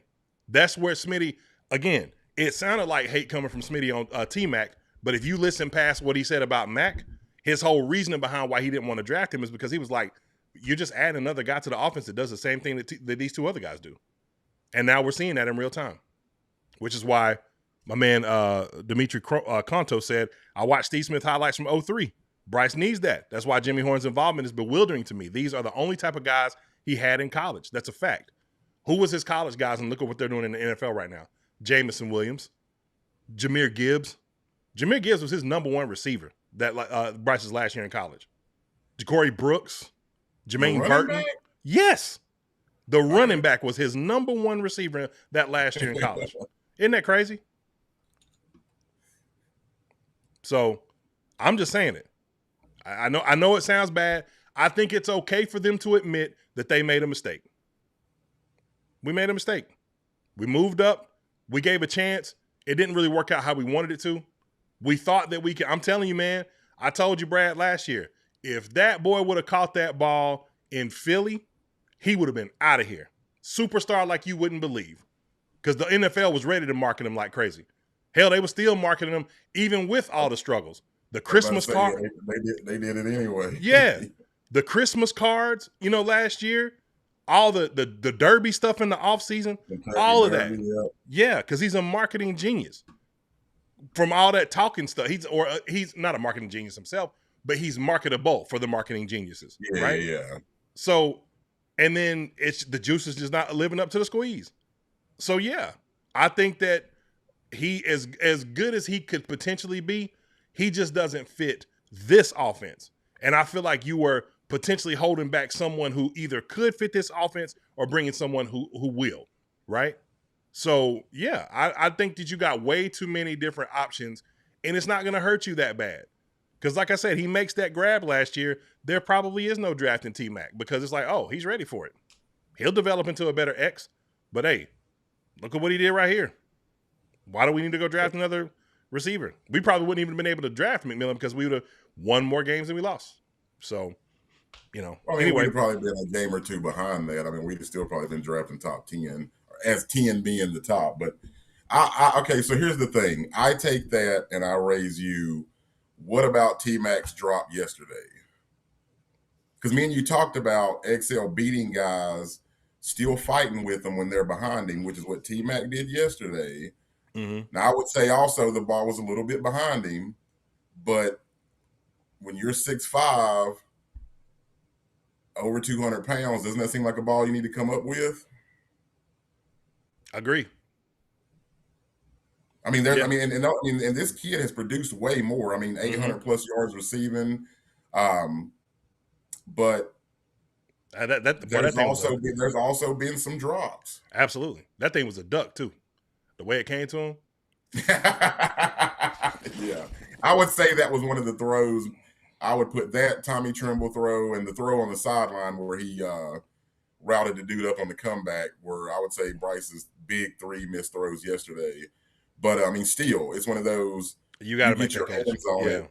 We go up 14-7 before we go out to the locker room, and it's like I said, it's seemingly, I don't know if it's, I mean, because with you, I know it's play, but what I've seen from a lot of other people who have, other more, I guess, ill-advised intentions is, I mean, they're on the dude because of his accent. They're on the dude because, I mean, they're saying stuff like he can't read good. Like, I mean, people really dislike this kid. I know, and it's not cool. But man, I think that's why I find myself sort of maybe defending him a bit more than I would. But like a guy was calling him Terrace Marshall Jr. And I'm like, Terrace Marshall Jr. never even got on the field. Yeah, he did a couple of times, but he was, he was. I mean, you know what I'm saying? He was garbage truck juice. Like, to me, that's a ineffective comparison. You know what I'm saying? Like, I feel like that's a loaded comparison that you're just trying to make and say he's terrible. Now, the guy also was saying Devin Funchess. I mean, I can see that because they're more closer to that mold as far as actually getting playing time. But also, I mean, Funchess didn't have this kind of speed. I would say you could maybe say their hands are about the same. And then the other was Jonathan Mingo. And I'm like, to me, he's shown he's way better than Jonathan Mingo immediately. So I think that's why I find myself we're trying to be like, we got the kid for 4 years for a dirt cheap salary. And then the 5th year is when you would have to start paying him like a number 1. So to me, it's like, why wouldn't you ride that out in whatever capacity it is? Like if he's just going to be your decoy where he's running off coverage and you let Coker and T-Mac and guys eat underneath, or let him run underneath routes and deep digs and let those guys eat on the outside, why would you not continue to do it? Well, for my reason is because when I look up north in the Midwest and I see what that offense looks like and what they've done over the course of this year and how you've gotten so many, I mean, think about it. You could have made the justification. I mean, many people in their mocks, depending on where we were drafting last year, had Luther Burton as a guy that we would draft, right? And he went to Chicago. This was after they drafted Roma Dunze in the first round last year. This was after they got DJ Moore and they had Keenan Allen and let him go back home to play out his last, couple of games or a couple of seasons back in LA with the Chargers. But they stayed aggressive. And it wasn't just them. Look at what Nico and Tank Dell and all these guys were doing down in Houston, and they still went and drafted Jaden Higgins. You know what I'm saying? And so it's a little different now, in my opinion, than it used to be. Like if the guy's not producing on the level that you want him to produce, and again, I agree with you on some fronts about he is a decoy, he's a great blocker, all that kind of stuff. But I don't think that he's enough of a asset as a receiver to justify not shaking up the room a bit, even if that means that he's not the guy there anymore. But I want to answer something real quick. Rare Gamer, come on now. You one of my smartest people on this channel. And he was answering to something I said about Alabama, about Bryce at Alabama. He said, then why is Chuba Hubbard not Bryce's number 1 receiver? He's a top 5 running back last year. Chuba Hubbard ain't even as good as Jahmyr Gibbs was in college in the NFL. Like, have you seen Jahmyr Gibbs? Like, it's different. And not to mention, outside of the difference of Jahmyr Gibbs himself, they lost John Mechie, Jamison Williams, and who else? There was one other receiver. It wasn't Devontae or anything like that because he didn't play with Devontae. Was as a freshman he did, but he didn't play as a freshman. Mac Jones did. But the point is that, yeah, Jahmyr Gibbs was number 1. It was Jerry Jeudy, wasn't it? No, because he was so dynamic. No, Jeudy and Bryce Young didn't play together. Like, and if he did, Jeudy got drafted in 2020. And I know Bryce was there, but I didn't know. Yeah, he was but playing. No, that's what I'm saying. They lost so much offensively that the way that they ran their offense and this dynamic player that you got, Yeah, I mean, it's part of the same reason that Cam Newton had 53 touchdowns and they wasn't all passing. A lot of them was him running, and he was catching stuff. You know what I'm saying? He ain't play receiver in Carolina. So, I get what you're saying, but I feel like, Rare Gamer, now you know you my guy. I feel like that might be just a little bit layered because I know which way you stand when it comes to this thing. So, yeah, I see what you did there. Anyway, make sure to hit that like button, subscribe button, and bell notification so you never miss a video. My man, Brad. All right, so let's move right along. Brad, it is still in our grasp. The road to the playoffs, the division, everything is still there for us. We had a path, and we didn't get there the way that we should have, Brad. But in your opinion, how do you think this shakes out, man? What do you think happens for us to finally win this division like I feel like we still can? I think that we are going to have to get after Baker. We're going to have to stop the run. Watching Tampa Bay these past few weeks, their big thing is, well, last week especially, let Mike Evans overpower somebody, on third and long. Mm-hmm. In between, we're going to throw a lot of dump offs, a lot of out of the backfield stuff to Bucky, and we're going to keep Baker comfortable, and we're going to try to run the ball, and then I hope Sam Darnold is Same Darnold, and he gives us a few gifts in the time we play Seattle.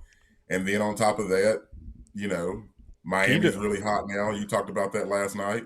Yeah. And if Miami can and that's the thing, I don't know how that shakes out. Because we will have one more NFC opponent, which, in conference, that those percentage points count differently. But we did beat Miami. So if they were to lose to Miami, that would definitely help us. And then we got to beat these dirty Buccaneers a couple times and go ahead and run this on to the playoffs. We got a Saints fan in the chat. I ain't about banning people. So as long as you keep it respectful, you can pop all the shit you want. Like, excuse my language. But same reason Tampa Bay wants to go when they go out in the wild card. Next. Exactly. What is you talking about? If you make the dance, if you get in the dance, anything is possible. So that's why. That's one reason. And we beat two of the best teams in the league that's going to be in those playoffs. Yeah. So, a lot of reasons, but appreciate it. Panther, they said, why do anything? Why ask why at the why? Man, hey, Maurice, I appreciate that, man. Maurice called me about the government. He said, Mr. Farmer, I like your podcast. I like you podcast. I ain't gonna lie, man. Look, like sometimes when I be at work, I have on gloves and I'll be typing stuff, and then it'd be like, you said you were gonna do this. You said, you know what I'm saying? Talking like Ray in Life. My man said, Mr. Farmer, I like you podcast because you not arrogant. And you a fan who don't act like you know it's all about you. Thank you for this space. Nah, I appreciate it, man. For real. Like, I know I'm joking around, but dead serious, man. I said that on Dunk Show, man. I was like, man, when I was talking about, I can't remember what it was he had mentioned to me. Him and Kurt Warner had a back and forth about Bryce Young and something with his footwork or something like that. It was on X. And I was like, Kurt ain't gonna talk to no schmuck like me. Cause I'm not Mr. Technical guy. There's certain interviews that I want that I'm probably never gonna get. You know what I'm saying? Certain people that I want to get on the channel that I'm probably never gonna get. Why? Because I'm not gonna compromise my takes to make somebody comfortable. You know what I'm saying? I would have loved to interview somebody like Smitty. But when Smitty went after T-Mac, I went after Smitty. You know what I'm saying? So it's like, that's probably never gonna happen. And I'm cool with that. Because it don't really change nothing. But and then two, I don't, man, because I'm an idiot. I don't know half of this stuff about ball, man. I lean on people like Brad. Brad, my host that you hear in the background, Invisible Brad, played ball at a D1 college level. You know what I'm saying? So he understands concepts and things like that. My man, Real Ball Watcher, a film guy, another college football player. You know what I'm saying? If I would have showed up on the college football field, they'd have laughed at me. You know what I'm saying? Go sing somewhere, boy. Get out of here. You know what I'm saying? Even though, look, Don't beat yourself up like that, bro. Hey, you Hey, just look. that national anthem, son. Hey, look. Let me tell you something though. I will tell you this. I might not have been the ball player, but I'd have folded up some of your ball players. Pause. So I'll say that. I will never forget being at Appalachian State. I'm not going to say the names of the people who it was, but this one y'all was good too, Brad. This one y'all was up. National championships, all of that. And I was bouncing at a club in downtown Boone. And, this one, it was a linebacker and a running back. And the running back kept staring at me like the entire night. Like, just for whatever reason, like mean mugging me. I'm like, I don't know this guy. And the guy's talented. You know what I'm saying? But what I felt like in that moment was like The Rock in the Rundown. Hey, man, these boys just won nationals, man. They got a chance of going back-to-back at state. Man, I ain't trying to hurt these boys in here tonight. Because I'm like, buddy just kept staring at me. And then a drink got thrown on me. And I was like, oh, I'm really going to have to beat this boy up tonight, ain't I? Yep. And luckily, his linebacker friend was like, hey, man, leave him alone. You know what's up. But either way, anywho, I think that our path, I just don't see a scenario where we beat Tampa twice. Now, Tampa, they wounded, bro. They are wounded for sure. But that's a tough ask, man. But if I'm not mistaken, Brad, the way this thing could shape out, we beat Tampa, we beat Seattle. Tampa loses to us. Tampa loses to who they play after us? Let's look it up real quick. Oh, you right there. The Look it up real quick. The Dolphins. They play the Dolphins. Yeah. They lose to the Dolphins. That's our end. Right. So, look, it would have been 1-1. Now you got to, back to back. We are a very tough team to beat at home. And even though we lost to the Saints in the fashion that we did, it is going to be a tough environment for them to walk into with these implications on the line. And if you beat them at home, especially the way you saw the implosion of Todd, I never thought in a million years, him of all people, I never think I would see. Oh, he was out there, wasn't he? Oh, my goodness. I never thought I would see that from him. You know what I'm saying? Think about Brad. This man coached the Jets. Woody is one of the toughest. And never was out there like Never cracked. Never cracked. And this is one of the toughest markets to play in. And he went ballistic. Now, I will say this. I don't like gaslighting. People will ask you questions and you get these questions over and over again and then you crack. So I get it because I hate being gaslit. And a lot of reporters, hey, I'm a content creator. I do it, right? So I'm familiar with the game. But it was just weird to see him crack like that, bro. I was like, dog. The pressure is there. They started out the gate. It was them. You know what I'm saying? Like, no one looked as good as they did. Baker was slinging the ball all across the field. People was on our neck. Like, man, y'all some clowns. How y'all gonna say Baker ain't top 5 quarterback? All that. And this implosion has been of legendary proportions. They're losing games left and right. Players are getting hurt. And then, the brother has, it's not Tomlin level firing chance. Mm-hmm. But those fans in Tampa Bay, I saw someone the other day after we lost in the comment section say, hey, I don't know why y'all are cheering. If we make the playoffs again, that just means that it's going to be more of Todd, and we're going to be in the same boat again next year. We need to lose out so that we can fire this asshole and move on. And that pressure got to that dude last Sunday. It got to him. Or not Sunday, but Thursday. It got to him. And like you said, the needling questions. So what the problem is? So what kind of adjustments you need to make? Yeah. So, and he was like, man, people ain't doing their job. People don't, and then the beeping started. Yeah. But yeah, he's mad at his players. He's mad crazy. at his organization.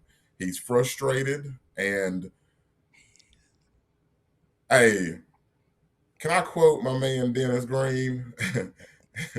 Do it. He was there. We had him. We let him off the hook. Yeah. Oh, We knew exactly who they were. we knew it. Hey, and leading up to last week, I'm reading all these articles, you know what I mean?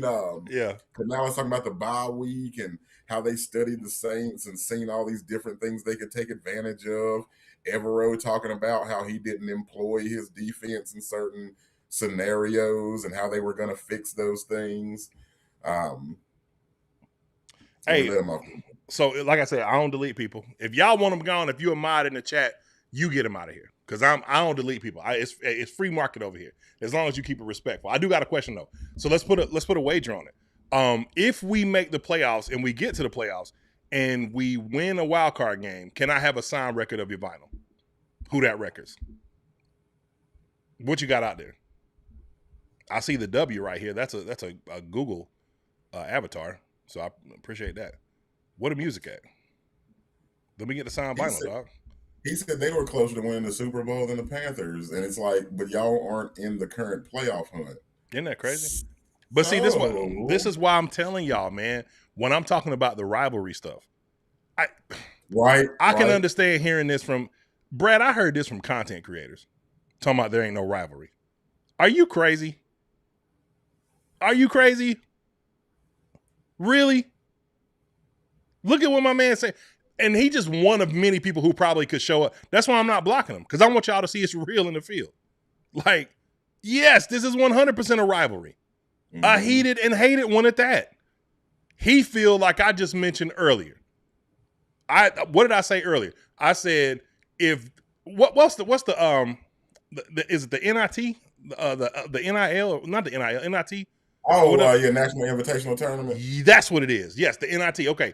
I'm like, yo, if Carolina is in the NIT year, as long as we go into Cameron, as long as we go into the Dean and handle business, I can sleep comfortably for the rest of the year. Now, that don't mean that I'm not looking at Hubert crazy, or Matt Doherty crazy, or Roy crazy, but I sleep comfortably for the rest of the year, knowing that we got them out of here. That's what your man doing right now. They got 3 wins, and he in here popping, talking about a team that has the potential to go to the playoffs. Mm-hmm. Y'all might not even have the same head coach next year. You know what I'm saying? Right. But hey, when you handle business against who you see as what? A rival, you can pop ish. It is what it is. Oh yeah, and you know the Superdome was rocking yesterday. They come back from that last timeout, and hey, the camera couldn't even stay still. I mean, it seemed like a rivalry to me. Yeah. And I'm one of them people, man, I'll be honest, man. I hate everything about the Saints. I mean, me too. Sorry for Hurricane Katrina and all that, but I hate the way that you walk. Immediately following that, your chant is whack. Who dat nation? You completely stole that. Grand larceny. The Bengals were doing that in the 80s. They said who they, D-E-Y, who they say gonna beat them Bengals. Y'all taking that and y'all used it, and it's lame. And we're talking about relevancy. Have they been relevant? Nope. Recently? Nope. It is. It's nonsense. And I mean, I'm happy that their second round pick, the 30-year-old rookie, worked out for 4 wins this year. But you are looking directly down the barrel of a rebuild, son. Yeah. Cam Jordan's, 12 plus years? DeMario Davis, around the same. Once those 2 guys are gone, you have to continue to build. Your offensive line is weak. So, enjoy. Y'all have played a bit of spoiler this year, but it's like my man said, they're emptying their tank just for a temporary high, because in January, they're going to be at home. Yeah. We've got a chance to not be at home, but what's for certain, what's concrete, is they're going home in 3 weeks to start their season over. Case closed. Bagged him up. All right. I like that too. Tyler Shuck, they're going to decide to play Tyler Shuck franchise quarterback money when he's 31. All right, I'll let the chat deal with you from this point forward. We got a show to run. All right, Brad, let's do it. Our segment, your segment, the one that you wanted. Let's go around the NFL. I want to start with this one because there's a lot of things that we can't talk about, but I've been seeing this floating around. Just saw this. The Jets fired Steve Wilks. Thoughts? My brother from West Charlotte, Steve Wilks, cannot get the shake that is fair ever. You're in a rebuild. I mean, you traded Sauce Gardner away. It's exactly the same exact, thing after Baker had his, Steve Wilks was the guy that, got rid of me stuff. After you went to Steve Wilks in the Panthers organization and said, release me, allow me to look for something else, trade me, give me an option, and they did. And Steve was like, I don't understand what he's mad at. I didn't trade away our best player. They traded away C-Mac. You know what I'm saying? Same thing. You traded away the best player on the team on the side of the ball that he controls, and you're firing him for continued subpar performance. I mean, this is the same man that coached the top 10 defense with the Niners recently. Yep. So when he has the talent, he produces. We're not even going to go into the whole Arizona debacle where they, Josh Rosen wasn't it. And then during that season, their GM was suspended, and he was calling Steve Wilks and talking to Steve Wilks through text messages on a burner phone, which was illegal. Mm-hmm. And then they got him up out of the paint after 1 year. That brother, he's rough going out here for Wilks, man. Out to you, Steve. But the conversation, bro. I mean, they saying it in the chat. Miss Velbehag said, "Tell him, Brad." She was talking about your what you had mentioned about not getting a fair shake. Man, what you think, bro? I mean, just like my man Panther Pickle pointed out, last year of Avero's contract, Steve Wilks did indeed coach a 49ers defense that had a better point differential than the D'Amico Ryan defense prior and the Robert Saleh defense before that. So I don't know what you think, dog. My thing is that do you think that he would want to come back and work for David Tepper? That's the biggest thing. And do you think David Tepper would even want him in the building? That's what I was going to say. I feel like if Canales wants to bring him in, then Tepper would deal with it. He would go along with it. But what I also feel like is, they've recasted, Johnny Knoxville as the host, and they're refiring the Fear Factor brand. And I feel like Steve Wilks coming back here is him eating fermented bull testicles. I don't think he can swallow it. Pause. And that's the triple truth, Rube. Yeah, I'm with you, man. I think, third time is just, it's out of the question, Even though I do feel like, Steve Wilks will probably come here and coach a really, really good defense. We've seen him do it with. Go back to the 4-3, get us another linebacker. Hey. Mm-hmm. So I don't think it's out of the equation that his name might be floated. I mean, they're going to talk about it this week for sure. But do I think that should or will it happen? Should it happen? I would say no. Will it happen? I will also say no. I think that I still think personally that Ejiro Evero, I think he's going to be back next year. I do. I really do. I think they're going to plan on keeping everything in place. And I think the sell is going to be, we did these few small moves and look at what he was able to do. We still focus primarily on offense, because we did a lot of stuff on offense, like as far as the big things that we done, bringing in Tedero McMillan, getting Bryce Young back on track, all this other kind of stuff. Drafting Jimmy, drafting Mitchell Evans, when you could have been, just drafting edge after edge or whatever to try to figure that out.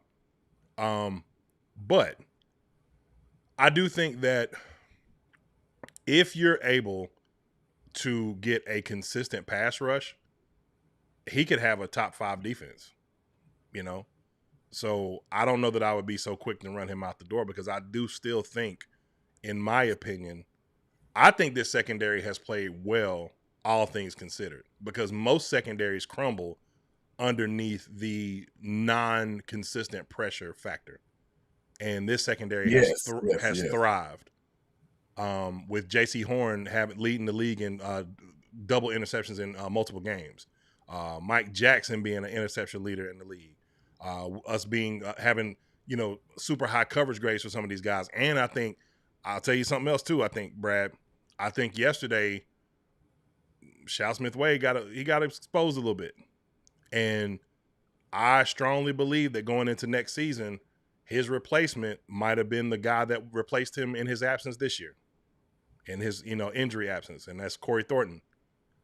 Because Corey Thornton offers something that's being a kind of that, he can be the big nickel, if you will, but just his size alone in that spot and being able to play and being an effective nickel is a huge plus. So if you shore up your pass rush, which is what I think they're going to do in spades this year, I don't think we'll ever see the 2020 draft again where we draft all defense, but I do think that they're going to put intent focus, even potential move up focus if necessary, on getting someone that they love. So if that's Arvell Reese, now I had a hot take out there on Dunk Show that Arvell Reese, if you believe in him and you see him in the same vein as a Micah Parsons, you make that move. I mean, look at the Texans defense, man. They did it, and look at what happened with them. So they made that move in 1 year, moved up, drafted Will Anderson, and the rest is history, especially after bringing in a Daniil Hunter. So yeah, if I had an opportunity and I felt like Arvell, which I do think Arvell is, I'm not saying he's Micah Parsons, but I think he's a really, really, really high level player. If you got a pathway of getting up to get him, yeah, I'd probably, make a trade if it made sense. Or Ruben Bain. I feel like Reese also, I mean, he has the potential to be a more well-rounded, complete player. Mm-hmm. I mean, I see somebody in the chat was talking about him, about needing a linebacker that can cover. Reese can cover. I mean, you know what I'm saying? Like, mm-hmm. Andy's 6'3", he does rush the passer well, but he's not you got to find him a spot guy like Micah Parsons was early in his career. Yeah. Mm-hmm. You know what I'm saying? Like, he can drop back in coverage, and he can cover he can cover tight ends, he can cover slot receivers and running backs out of the backfield. I mean, the guy has more than sideline to sideline speed. Yeah. And this, I mean, we're supposed to be doing the around the league, but I really like what people were saying about the blitzing with the guys playing 8 yards off. Mm-hmm. That really made me angry yesterday. And it's like, this is the situational stuff that I struggle with Avero. They are in second down and long inside their own 10. Why are you bringing the house, man? You've been getting pressure. I mean, and we normally don't get pressure with 4. Mm-hmm. We were getting pressure with 4 yesterday. Mm-hmm. So my thing is, in that instance, that play, man, bring your 4, run a stunt. If Shuck takes off running, someone come up, make the play. Cool. JC almost had an interception the play before. Mm-hmm. Also, you bring the house on third down when they're inside their 10 with goal to goal, and you leave JC on an island. I get it. I trust JC as much as I trust any corner in the league. But you understand their receiving threats, and you understand how they try to force the ball to Olave. Drop Trayvon Moore back and give him some help. Yeah. On the slant, because you basically 8 yards off the ball, that's a pitch and catch slant. Yeah. JC did the best he could do to try to undercut it and knock it down, but again, an NFL level quarterback, that's a pitch and catch throw. Mm-hmm. You know what I'm saying? Are you saying that Tyler Shuck is an NFL level quarterback? He did start. That's what I mean. You know what I'm saying? Like, my thing is, if a guy, an NFL level quarterback, you understand that if they have time, they can make throws. Yeah, absolutely. And that kid showed the last 2 weeks that you give him time, he can make the throws. Yeah. And I don't know, him just trying to be aggressive like he was yesterday just seems out of the realm of what he normally does. And also, here's my thing. This is the last thing I'll say about it. If you're going to play tight coverage, zone and man against Puka Nacua and Devontae Adams with Shaw Smith-Wade as your starting left corner and Mike Jackson as your right corner, why are you playing off the ball against the Saints with a rookie quarterback? Yeah. Talk about it. So, I mean, I'm at this point, I don't know. I am 88.9% done with Ejiro Vero. I just am, because it just seems like he can't get right, boss. He does need a couple more players, and there were opportunities. Shaw Smith-Wade, if he'd have been able to quarterback, he'd have had an interception. My man Boone, Mike Jackson made a great helmet hit on the football. Ball goes in the air. We've got to have those turnovers. We've got to have them. We've been getting them. That's how we beat these good teams, is we've got the turnovers. So. Yep. So Tyler Jones said, do you think we could double dip at edge this offseason, sign a free agent rusher, and draft another edge rusher? Yeah, I think a lot of that. As old as he is, I can tell you something I saw yesterday. I don't know how it's going to happen. Max Crosby going to find his way up out of Las Vegas. It's over. It's either that or he going to kill somebody out there, because him and Devin White got into it and it was bad. I mean, they got smoked by Philly, bro. And the rate, I mean, that's what I'm saying. Like, sometimes you got to keep things in perspective. Like, when you look at least we always had a plan. We moved up, we drafted Bryce Young, we stuck with the plan. If we listen to some of our other podcast constituents out there, we should have blew it up and drafted somebody else. You know what I'm saying? And I'm like, look, okay, cool. That's what people like Cleveland's doing. Cleveland going to trot Shador out there. Game plan looks awful. Protection is awful. Receivers are awful. And then they'll draft Fernando Mendoza. And then guess what will happen with him? Game plan will be awful. Receivers are awful. And they'll just keep running this cyclical thing over and over and over again instead of just finally sticking with something, right? So, yeah. I think that we'll be in the potential Max Crosby. As far as a trade is concerned, they need receivers. I just made an announcement earlier. Not saying that he definitely ain't going to be something that you could, go tit for tat for, but he could be a piece. So they need some receiver help. Who else? Trey Hendrickson. I know he's coming off of, an injury. But I think that part of that is, I think Trey Hendrickson, if they were in the fight and if he wasn't in a contract dispute, he probably would be out there. But sometimes you opt to have surgery when, if you Pippen and it's like to get smoked like they did yesterday. Yeah, what Pippen say? I wasn't gonna mess my summer up. Whatever it was he said. You know what I'm saying? So and they're like, I'm getting surgery now. You know what I'm saying? So yeah. So I do think they're gonna be really aggressive because let some of the pieces that you brought in be your guide. As far as veterans, Trayvon Moore, great pickup. Bobby Brown, great pickup. Right. So. Yeah, you could bring some more high-level talent here and then draft some guys. And then, of course, Nick Scorton, Nick, stop falling down on the ground trying to set the edge, getting blown right past. Like, that's something we can work on. But outside of that, Nick Scorton is excellent. Nick Scorton's only 20 years old? Is he even 21 yet? I think he might have just turned 21 or something like that. So, young guy with a lot of potential. We still don't know. I mean, Princely's not really getting a lot of time outside of special teams, but we still don't know what he could, eventually become. But I do think that you need some veteran guys in here in addition to some young guys to kind of help out the cause. Shout out to March 6406. My man said, man, it's good to see a fella Ashvillian doing well. Asheville High graduate at 85. Keep pounding. Salute, man. Do I know you? Like 85. Do I know you? Who yeah, you might know my people. Well, he definitely went to school with some of my people because I was born in 82. And I just told my age. But yeah, that's what's up. Appreciate it, man. This how they know you. Yeah. Hey, I'm an open book, man. I ain't scared of nothing. And then I saw Rome. Go ahead. Go ahead, my boy.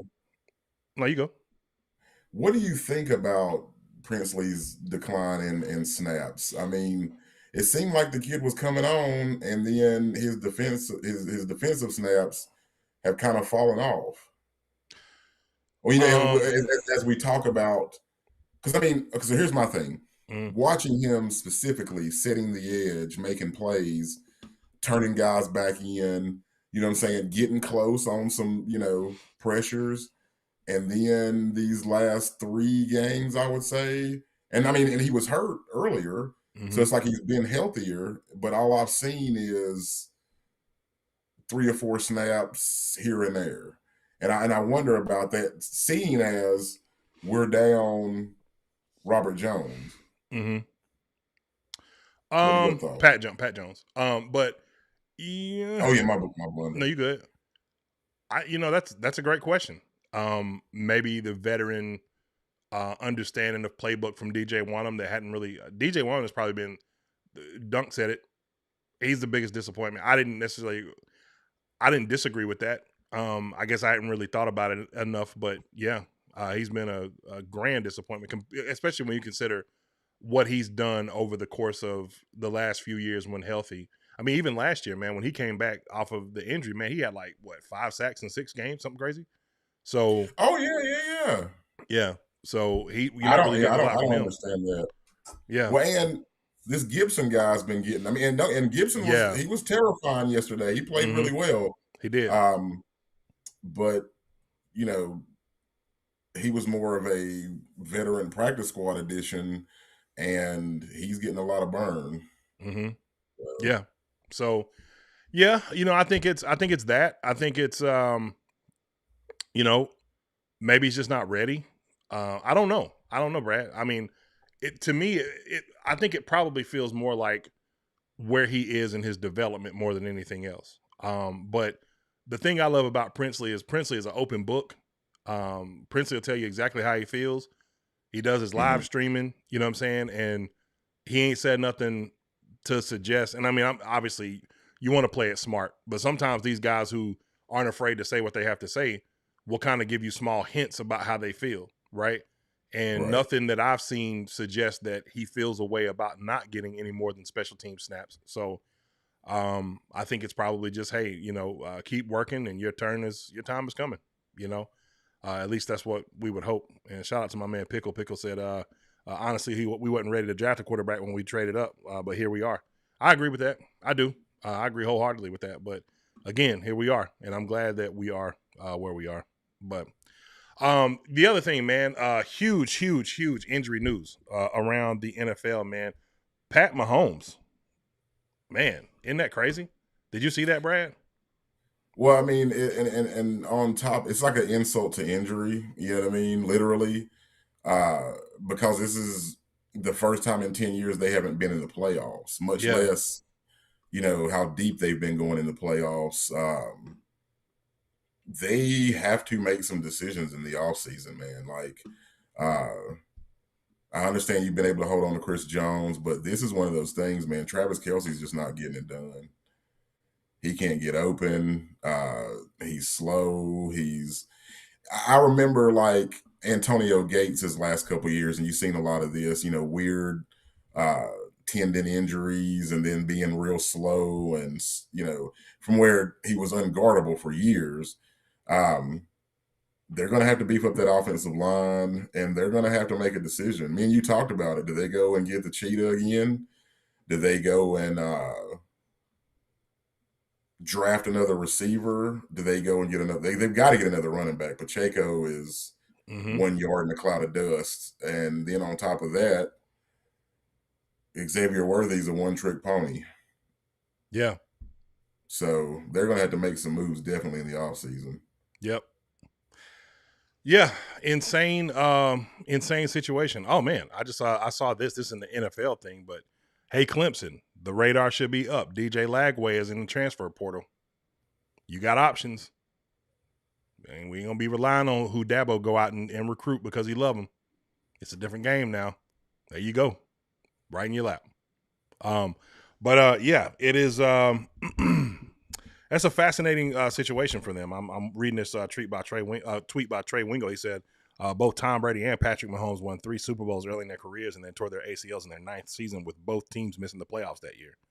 I remember that, the Matt Castle year. It was a little bit earlier in the year for Tom Brady, of course. But it did indeed happen, and that was terrible.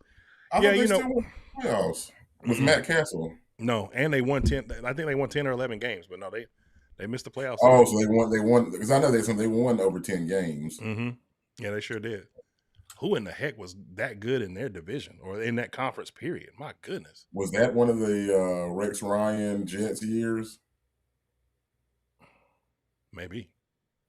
I also think that the weren't the Dolphins good with Pennington that year? Wasn't that one of is that one of the years that one of the 2 or 3 years that Pennington won comeback player of the year? That was his MVP.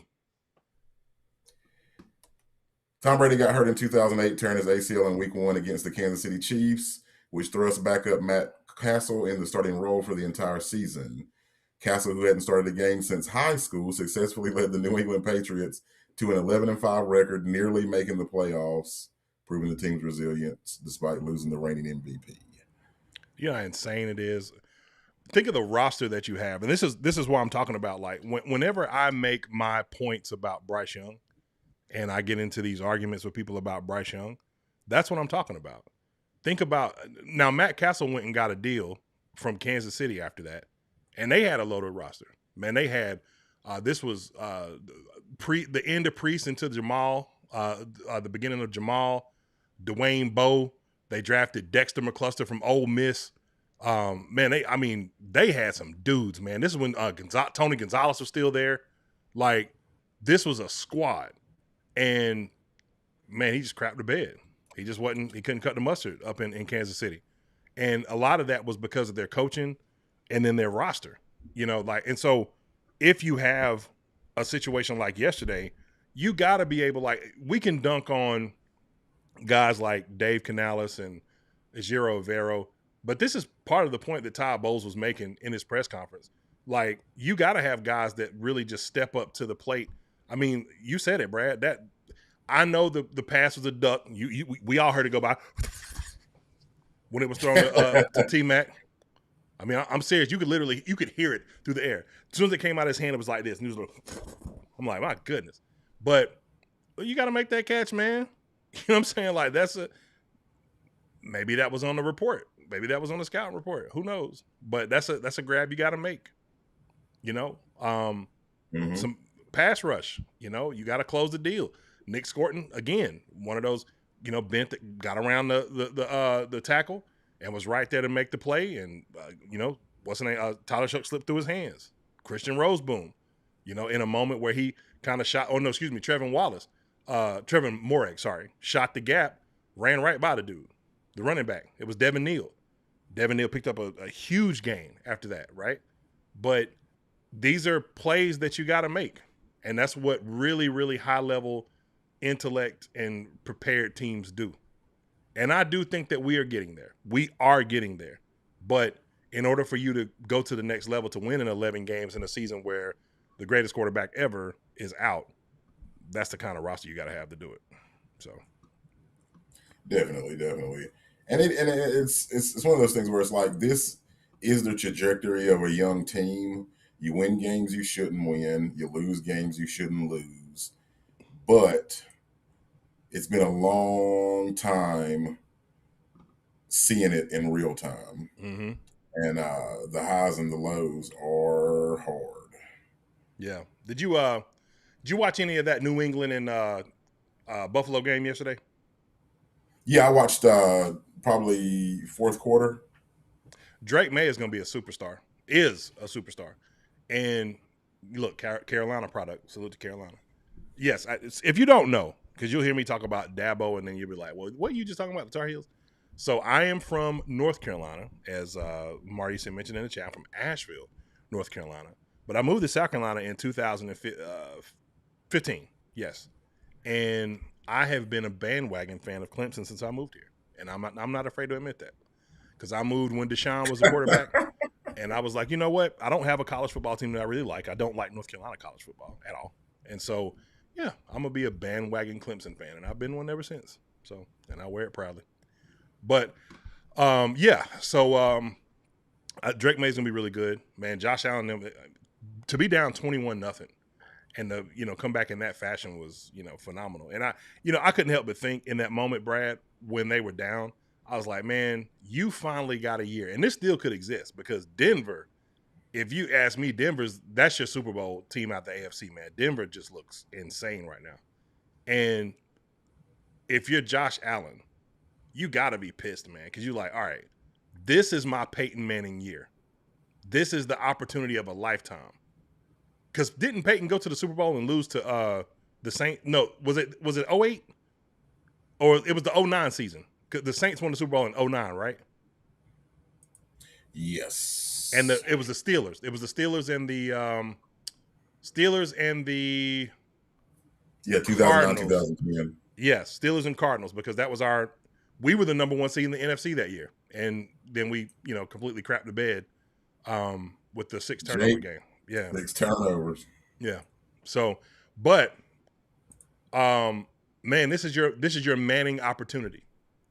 The Kansas City Chiefs have been effectively eliminated from playoff contention, and you're Josh Allen, and you looking down the barrel of being down 21-0 to a team that probably still gonna win the division. And it is just like, man, you know what I'm saying? Like, come on, man. Like, and they're gonna probably have to play them again, and you don't want to play them again. You hope that you don't get them again, especially in Foxborough. And it's like, at least it's cold where you're at too. yeah. So anyway, man, anything else? Too, man, go ahead. I want to pose this question to you real quick. Me and my boy Pat was talking this morning. Mm-hmm. What do you think about this little nugget caveat thought? Pat Mahomes hasn't been the same since Eric Bieniemy left. Which, he wasn't supposed to be a difference maker. LaShawn McCoy said that all he did was yell at people. He didn't even know why he was there. Mm-hmm. But the wrinkles, the imagination, the spark in their offense has not been there these last 3 years. And I know that also coincides with the loss of Tyreek Hill. But what do you think?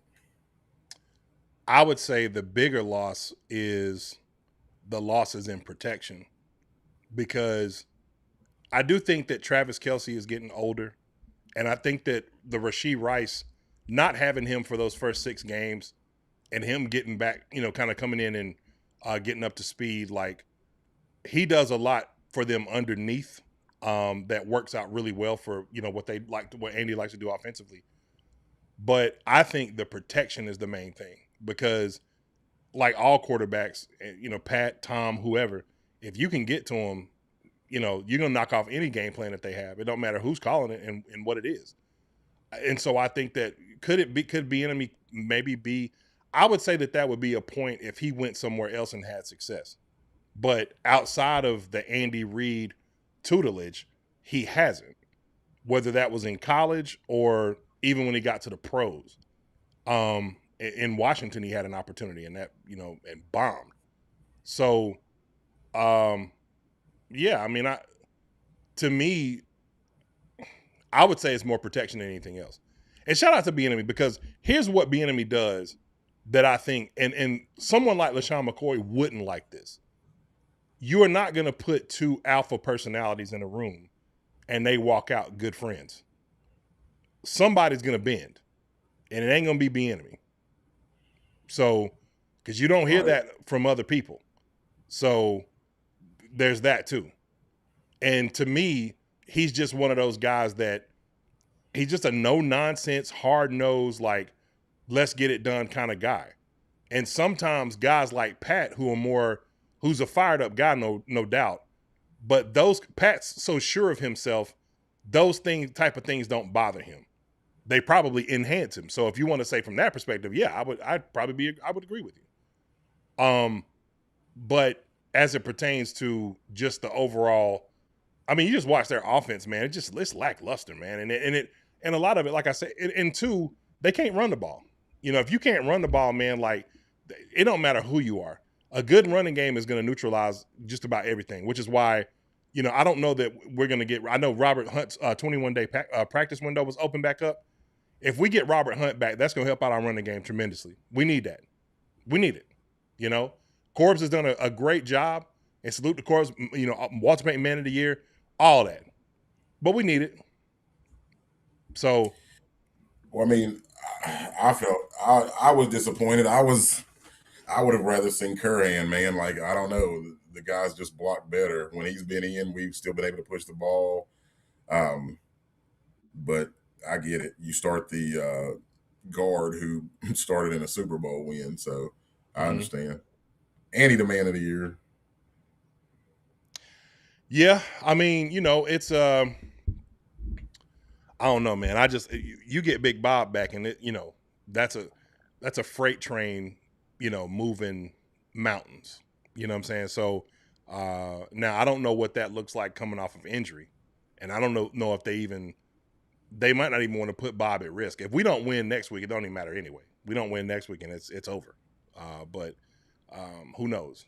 But yeah, as far as just to put a cap on the around the NFL, man, like with the Chiefs, they old, man. You're getting everybody's bet. I mean, you think about it, bro. Like, they've been to the Super Bowl 5 of the last 6 seasons. Like, Right. That's like playing a whole nother season. You know what I'm saying? So that's a lot, and you're getting everybody's best every time when you show up to town. I mean, you saw it with us. They came to us in a team that had benched their quarterback, that had one of the worst defenses on paper in league history, and we showed up and took it down to the wire with them, and it took a game-winning drive and a valiant effort on a rush from Patrick Mahomes down the sideline for them to kick a field goal to walk it off. You know what I'm saying? So you're getting everybody's best every single time you show up to their stadium or at home.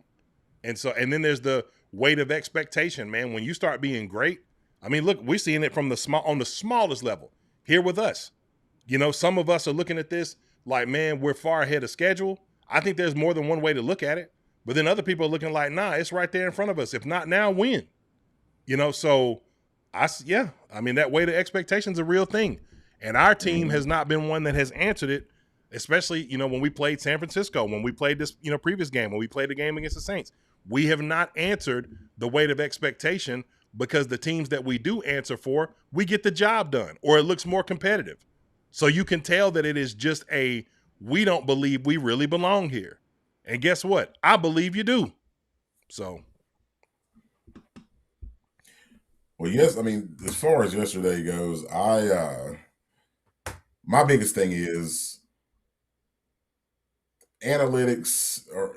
They run a whole lot of what these guys do nowadays. We're the number 1 team in the league in 4th down conversions and all this different stuff. But in a game where the referees are as involved, I'll say that, as they were yesterday, you got to get out of there with a win, man. You got to take those points. You have to. Do. Yeah, and I couldn't agree more. That is like, you throw all that analytical shit out the window and you make a football decision. And it's like, I trust my defense against this rookie quarterback to score 10 points in 10 minutes. Plus, we're going to be able to get the ball back. And the other thing, we talked about it briefly yesterday. 2 times in the Rams game against one of the top, 5-10 defenses the Rams had, on 4th down, you go play action with your mobile quarterback and give him several options. Yesterday, their entire defense was lined up. It's like you said, 75% of the time you have your tendencies. Right there, man. Fake that ball to Chuba, fake the pitch, roll Bryce out. Their entire team is in the hole trying to make a play. You got the sideline, you've got XL, you've got T-Mac, you've got all kinds of you know what I'm saying? You got Rico, you've got 3 or 4 receivers against 3 guys trying to cover the entire field. Plus you've got your mobile quarterback. Second guess coaches all the time, but those 2 instances yesterday, it just seemed like it could have been a better call. Agreed. Lastly, And the third one, Bryce has led comebacks with 11 since 2023, most of any quarterback in the NFL. Mm-hmm. Every time he has led one of those quarterback comebacks, we ran the ball. I do not understand why, when we got the ball with a little over 2 minutes to go with 3 timeouts, we didn't run the ball one time. You run the ball, you get some yards. Chase Young's not rushing with his ears pinned Yeah, back. agreed. Yep. You know what I'm saying? Icky gets to put his hands on him. They get to go downhill a couple runs. You got your timeouts, plus you got the 2 minutes. Yeah. Everything was in front of him. The only one we didn't win, the comeback this year, was the Arizona game. And in that game, we did the same thing. We stopped running the ball and just started throwing it around 5 wide, and we couldn't move the ball at the very end of the game. Mm-hmm. And that was when it would really help us right about now. So it's a young coach, it's a young team. There are going to be inconsistencies. It's going to be up and down, but week to week is devastating. Up 1 week, down 1 week, up 1 week, down 1 week. So 75% tendencies. Let's hope this week is the up week because we need it. Yep.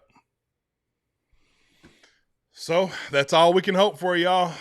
Man, this has been another great episode of Mint Street Mondays on the One Carolina Show. Make sure to subscribe, hit the like button, subscribe button, bell notifications so you never miss a video. We very much appreciate you guys stepping in and coming in and spending some time with us on a Monday. You could have been anywhere in the world, but you decided to come hang out with me and Brad, and very much appreciate that. Very, very much appreciate that. Shout out to channel members. I'm sure we probably had some new members added since when we mentioned the members at the beginning of the show, but we'll shout them out one more time before we get out of here.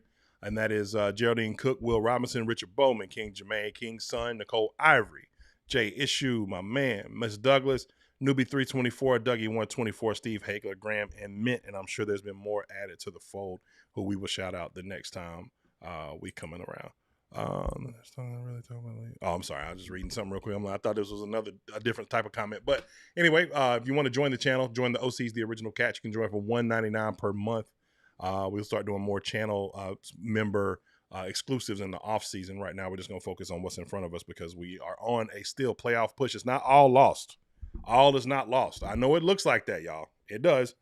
But all is not lost. We are 2 games away from getting it done. Those 2 have to be Tampa, and maybe we gotta go the hard way, but either way, it's out there for us. It's available for us. And more importantly, you guys, man, I love doing this, man. I saw the real love that exists when I was on another platform and seeing a lot of you guys show up in that chat showing real love. So I very much appreciate that. But until next time, man, we'll see y'all later. I'll be seeing you throughout the week, I should say. Keep pounding.